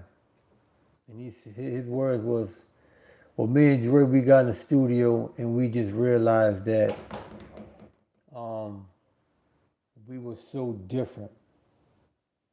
And it was like, "Well, explain it." And Rakim words was, "Well, I'm gonna just put it like this here. I wanted to heal the world, and he wanted to kill the world." Mm. Right. So, and he said they talk, and he just, was like, "Well, you know what? He went back to New York and do what Rakim do, Yeah. and Dre, continue with Dre." And asked him, "Well, what about the music y'all record?" He said, "It's in Dre hands. Whatever you want to do with it is all good. It's on him." So, more record that Dre got in the vote Yeah. that we probably never hear, Yeah. because it's few albums that people really really anticipated, like and that was one of them, because you want to hear when you get the two greatest who they considered in each position of hip hop, to where the producers and the MC motherfuckers going to be like, I need to hear this shit. Yeah. One thing we know is going quality sonically. We know the bitch gonna be right. Right. But I want to hear how this MC from the East Coast and this producer from the West Coast. I want to hear how this is gonna sound like. And they rated as one in their position. You know what So I've you're gonna be noticed? curious. You know what I've noticed, man? And I'm gonna end it off on this is that everything that looks like is great on paper doesn't necessarily mean the reality of what it looks like on paper will be a great outcome, Right. That's right? facts. So let's just say you have Dre, Timbaland, Pharrell, Kanye, Manny, me, Hmm. you. We all on this one album doing one artist album. Right. On paper, that's phenomenal. They're like, oh, Yeah. this is gonna be crazy. This is gonna be the best album we've ever heard in our life. But the reality is that's too much talent and too much different minds that doesn't make one cohesive product. And I think people don't understand that with all those names, we love them all. But what makes great projects and why projects, some of the most successful project has been done by one producer, like you did with the No Limit stuff, like Hmm. Manny did with the, you know what I'm saying, with the Cash Cash money. Money stuff, Pharrell did with his stuff, Timber, is because that one mind can bring this album together. And when you have so many different things going on, yeah, they're great records, but it lacks that whole cohesive theme. because now you're hearing different people's style, and on paper that sounds good, but when you hear the whole record, you kind of be like, yeah, it ain't like it don't sound good. It just don't make you feel like you got the whole theme of that record. That's why it's good Right. for an artist and producer to jail, Right. for them to jail and be around each other. You know what I'm Right. saying? And when you're around each other and you work together, I don't care if you're a known producer. Even if you unknown and you got an artist you work with all the time, 9 times out of 10, y'all chemistry is gonna be so dope because you know how this person think. You kind of know how they Right. sound. You Right. kind of build a sound together, and you kind of just take stuff to a whole nother level, man. And I've Right. noticed that people be trying to make these super albums, and they just never be as super as they on paper. It look good. Let's take the L.A. Lakers for a second. The L.A. Lakers at one point in time had Karl Malone, Gary Payton, Shaq, Kobe. Who else they had? They had Derek Fisher. Derek Fisher. They they had a team that was supposed to win the Super Bowl. I mean, And not then Super win Bowl, the NBA final, the championship. NBA championship. I mean, a stack. That was a stacked squad. On paper, there's no way you lose. That's a roster starting five of Hall of Famers. Hall of Famers. There's no way you lose. And they lost. Right. And so now you scratch your head like, how is this possible? How's that possible? Because you got different mindset. It doesn't matter how talented they are. You got to become one. You have to become. It don't matter. This person, this person, this person. Yeah, all them individual accolades don't make a team game. You have to become one, Right. and that's what happens when people get all these different producers and this and that. You still ain't become one. You got to become one. That's why you can hear a No Limit album with a KLC Beats by the Pound, and it becomes one. Right. Hear Manny Fresh, it becomes one. Right. And then and Timberland, then and then when you have that when you have that person that know how to run the ship, yeah, because just think about this here. Just think yeah, about this here. Phil Jackson with the Chicago Bulls and the Lakers, right? right, Before Phil came to Chicago with Jordan, they couldn't win. He came there changing the narrative. Retired, came to the Lakers with Kobe, Shaq. You know what I'm saying? With that whole squad that won the same squad, they won like 5 championships with Phil. You know what I'm saying? right, They won like 5 championships with Phil. right. But the same squad couldn't win it without him. That's crazy. It's just that like somebody Yeah, need that's to just crazy. come there. And with somebody with that roster that you said, it's like you look at it and be like, shit. You may need the right person to fly, to fly that ship. I mean Yeah, to sail that ship, that boat. yeah, yeah. And that's just how it is, you know what I'm saying? And then somebody, when you have that much talent, somebody gonna have to that is gonna have to conduct this shit. Right. You could produce it. Just like we spoke about, like the shit with Dre. I heard DJ Quick say something that, based on Dre, even if he didn't do the beat, he can listen to your shit and be like, you know what?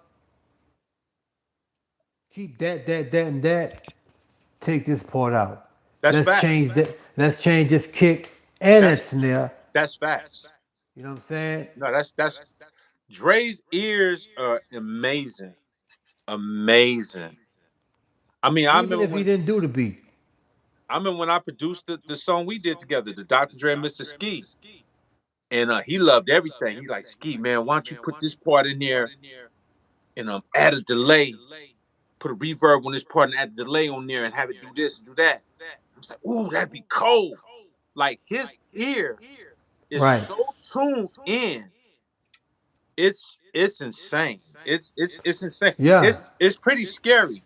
It's pretty scary to see how great his ear is and how he can hear stuff and calculate how stuff supposed to sound. It's really amazing. Right, Really, and really and and amazing. it, and it, and it goes to show, you know, man. You look at certain things with ski, is just like just the fact, like everybody don't. Somebody said, Ski, there's a delay on the sound now, Ski.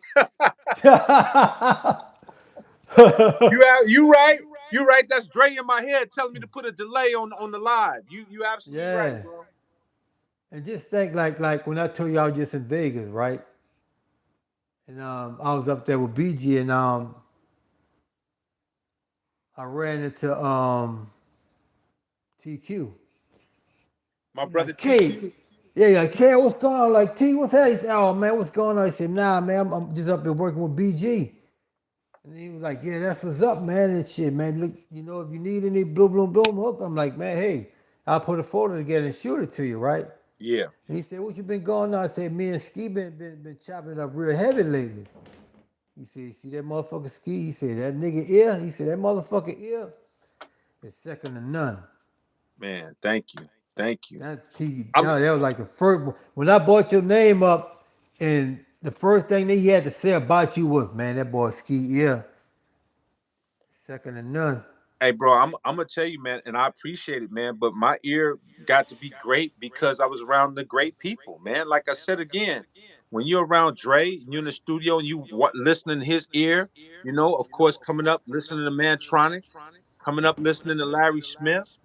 Right. These dudes got some of the greatest ears in the business, and I'm a firm believer, man. You have to go to your foundation to learn how to be great. I don't think this era is the era of greatness. I think this is the era of viral. I think it's the Right. era of fast food.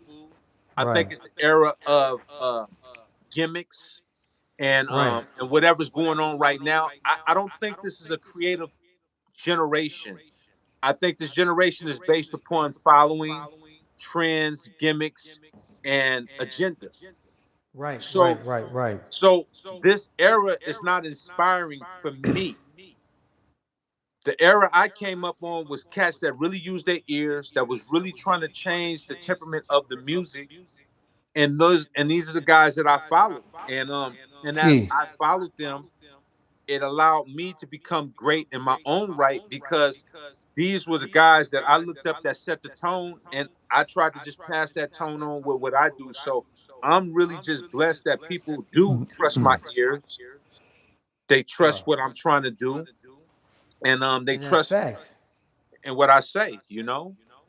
And just think about this here.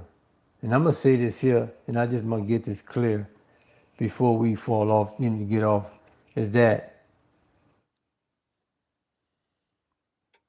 if you sound like somebody or bit somebody's shit, they was come look for you. It was gonna be a fight behind that. True. Motherfucker don't sound like me. Right.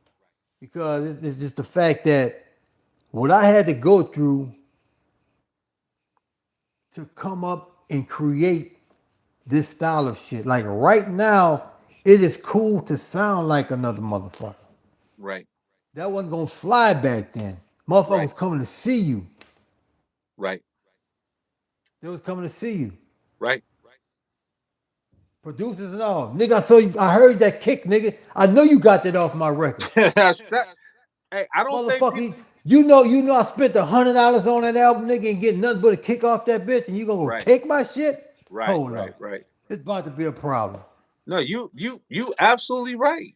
You absolutely right, man. It was that was a crime. Yeah, it was a That was a crime. crime. That's why it's so. I think that's the reason why they call people old because, like, well, they don't do it like that no more. So it's like, yeah, but that's the reason why y'all not winning because y'all all sound the same. You haven't separated yourself from the pack. I told them, I said, listen, if somebody got a dope trap beat and they've sold 5 million records and everybody else start making trap beats, I want to go to the one that originally did it because at least I That know part. because he the one that's got the 5 million under his belt. You know what I'm Right. saying? Right. So I don't understand why would you want to go to somebody that's being a generic knockoff when I just rather go to the original dude that did it. You know? That part. That's how I feel though. I feel like I'm not gonna get an authentic sound if I don't go to the one that's got it. You know what I mean? Like, why would you want to knock off Dre beat when you gotta go see Dre? You gotta figure out how you get something from Dre. I'm not saying that's gonna be easy, but if you can't get what you're supposed to get, then create your own. Because it's ridiculous following somebody else that's not going to do it as great as the person that's done it, that started it. It just never sounds the same to me. Yeah.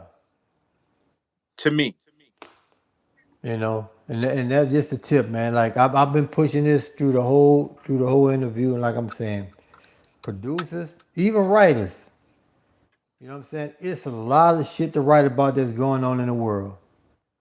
What's going to keep you long as an artist or producer is when you could give somebody something, you know what I'm saying, that touches them. And you look right? at like, and it's always brought up like with the Tupac thing. It's like one of the reasons why, the main reasons why people love this dude so much is because he was every baby mama, he was every female baby daddy. He made every woman want to have his kid, and all of the fellas, he made it like, um, I know if Pac was with me, he'll ride with me. You know what I'm saying?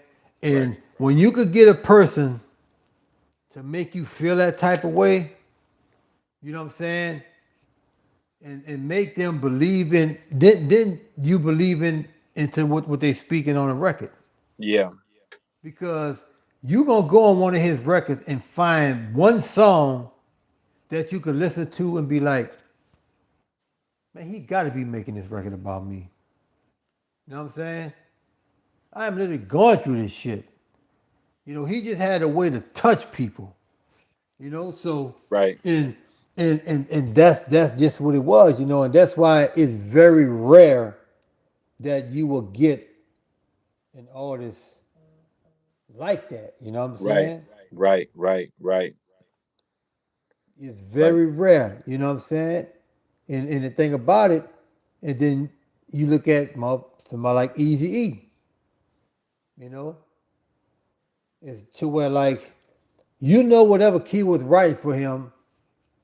Kid like he easy like they say he was probably one of the only real street niggas that was on in NWA. Not saying that the rest of them wasn't street, but Yeah, but no, he was Easy he was was the really only in them one that was streets. about that Yeah, life. he was really, really out there. He was really doing, in there. You know what I mean? And then they got some artists like you look at the artists like yourself to where, what I'm saying, you're a street nigga, but the street nigga ain't gonna come out until you bring it out. For David sure. Banner's fine until you David Banner's fine until you turn into the Hulk. That's right. Don't fuck with him. That's right. I Then mean, you that's will that that's what. Listen, I'm a sum it up, bro, because we could go all day, man. Me and you, we talk for hours, man. We had already did about 2 hours on here. You know what I'm saying? Giving shit. people a We lot had of three. information, but I'll put it to you like this here: the key of life is this: we want to be great people, and we want to treat people great. And this is the reason why we've had a 30-year relationship. The mutual respect that me and KLC have for one another is second to none. We've never had an argument. We can have a disagreement, or he could Oh think yeah. something a certain way, but it's always out of love and respect. The whole key to respect in life is treat people good and don't take advantage and don't try to throw your entitlement on people, and it's Right. going to be fine. When you get to the point where you start trying to belittle people, try to obligate them to be who you want them to be, and you put a person's back against the wall, you will definitely see another side of a person. Nobody's trying to be like, there is people that's out there that's bullies, but there's a lot of great people out there. But there's some people out there that just, you can't keep on pushing their buttons and pushing their buttons and think that you're going to continue to get a good response when you're deliberately testing and testing the waters. And then when they snap, you play the victim. Well, you're acting like that because you know what Right. you're doing. You know what you're doing. You're deliberately trying to see how far you can go before things get to cracking off. And I tell people, man, when people are good people, let them be. If you know that they always looking for peace, give them their peace. Don't push those boundaries, man. And Right. that's how I live my life. I think that's how you live your life. Right. And that's how we want to be. We want to continue to be great people, but in no shape, form, or fashion, as any man should ever tolerate getting their back put against the wall where they got to conform. Like, okay, whatever you say. No, bro, there's going to be a problem, bro. There's definitely going to be a problem. There's no way I'm going to sit back. I'll run and run and run and run and run. I'll try to not deal with any content. I'll try to find ways to do other things to combat it. But when it comes to the point where you have no choice,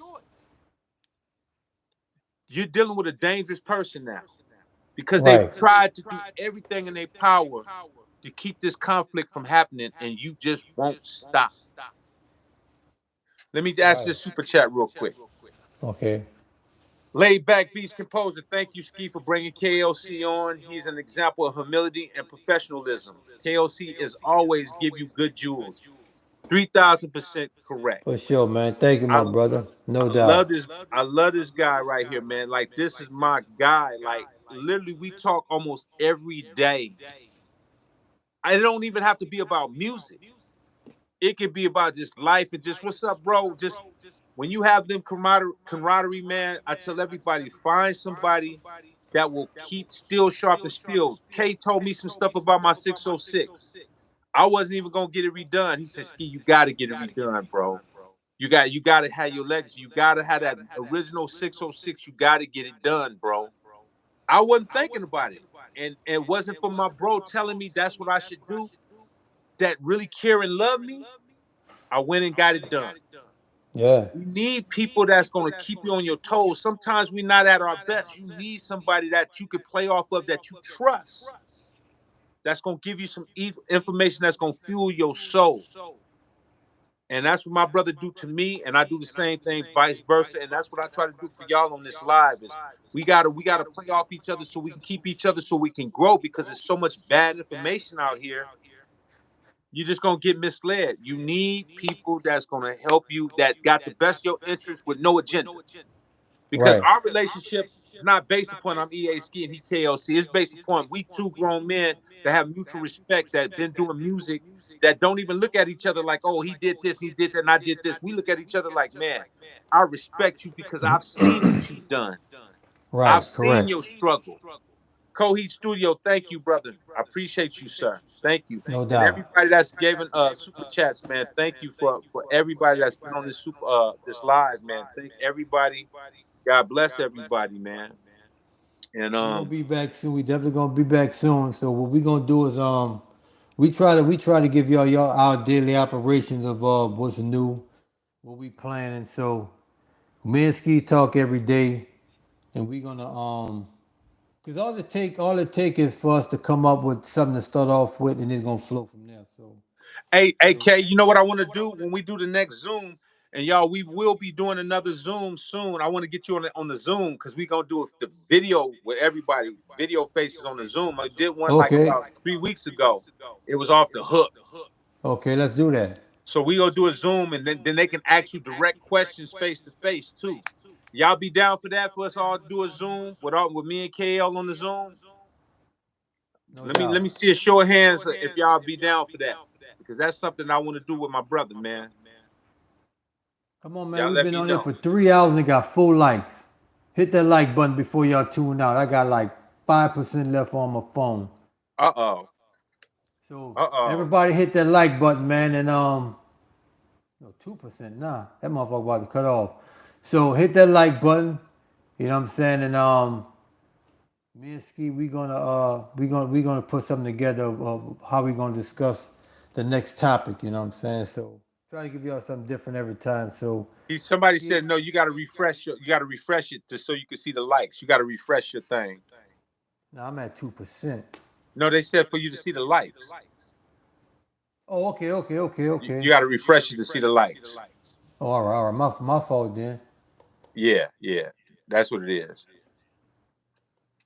So yeah, man, if y'all down to do the Zoom, we gonna do the Zoom. I want everybody that missed the Zoom the last time, come get on the Zoom. I want to see faces. I want to see people on there. I want to be able to talk to people face to face like we did the last time. It was off the hook. I'm gonna bring my bro with me. We can ask any questions, and now we can see cats face to face, KL, and see the ones that's really serious about what they're talking about. I don't know if KL froze up or his battery went dead, one or the other. But yeah, man, y'all down? If y'all down, let me know what's good. If y'all down for that, let me know. Or if not, we won't do it. Y'all down? What's up? Show of hands down to see that Zoom with me and K on the Zoom, man. We gonna do it. Y'all can ask real questions instead of just typing. We can see y'all and we can upfront y'all. Y'all down for that? What it do? Let me know what it do. Let's do it. Sandman, let's do it. Justin, let's do it. BKJ, Cohe Studio, producer you didn't count on. DeWitt, Eric, you down? Carbon Vibe, Beast Like Rick, Eddie, y'all down? I guarantee y'all I don't hear no feedback now, huh? Do y'all hear any feedback anymore? Do y'all hear any feedback now? Y'all don't? Do y'all hear any delay?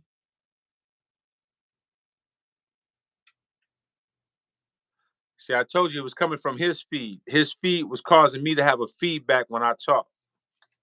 That's what was going on. So I want y'all to know my audio is always correct. It's his audio. So let's blame KLC. His audio is trash, not my audio. His audio is trash.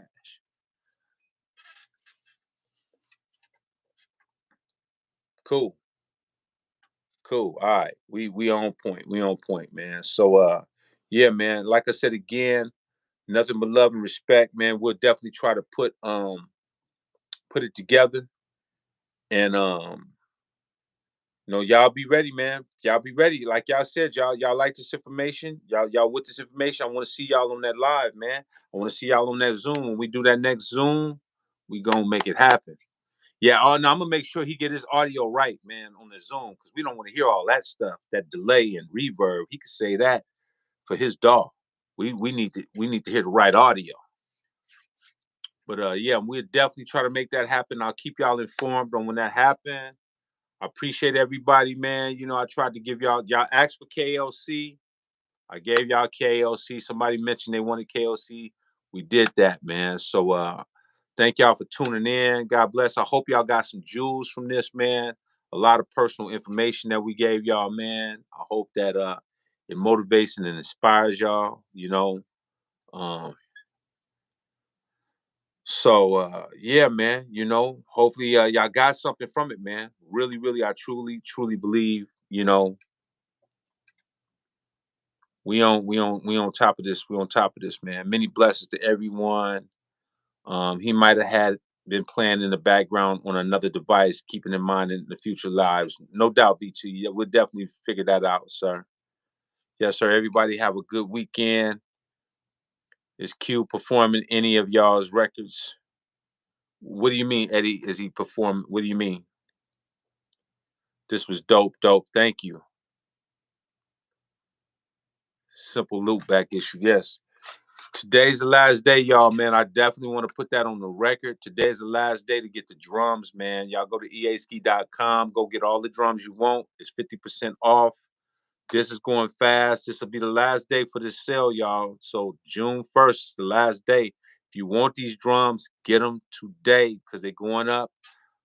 This right here, you know what I'm saying? It's still the same price, but I'm just letting y'all know the EA Ski drums, all the bundles is 50% off. This is 50% off. Go get them.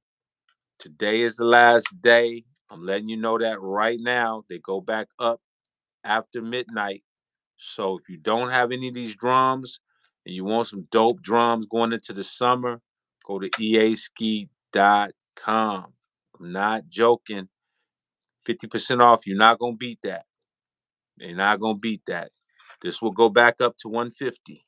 You know what I mean? So if you want the drums, go get them now. Midnight is over. All right. I just want to give y'all that. Shoot that out to everybody. Thank y'all again. Appreciate everybody. The thumb drives is fire. The cassette thumb drive fire. You guys don't got it. You gotta go get it. Hurry up and get it. No doubt, man. The drums is definitely dope. So go get it. Go see what's happening. Shout out to everybody. Happy Sabbath. Blessings. Vic just posted up 50% off. Today is the last day, y'all. Don't say that I didn't do nothing for you. It's been going for 2 weeks now. Last day. Go get it. Rob Multi, man, send that link to my EA Ski my infrared my IG, my Instagram. I want to see that link of what you're talking about because I didn't get that link from you. So send that to me if you can, brother. I appreciate you. Justin, God bless you too, bro. Cube is coming to Alaska in July. You should roll with him. Nah, I'm not gonna roll with Cube. Cube doing his own thing. I'm working on my own album right now. Somebody said, Norman said, turn down your speakers when you get the drums. Yeah, no, the speakers, man, is gonna grow. Hey, man, I got my ASR X, man. I'm looking forward to putting something together on that. Blessings to everybody, man. Blessings, another blessings to my brother KLC for taking the time to get up and come chop it up with y'all, man. He did not have to do that, man. So y'all, please stay humble and understand we do this out of love, man. We do not have to do this. We do not have to be giving this type of information to y'all. Truly, we don't. We do this out of love. So I hope that it's appreciated and reciprocated. All right. The Almighty EA, man. Go get those drums now. 50% off. This is the last day. God bless y'all, man. Let's go.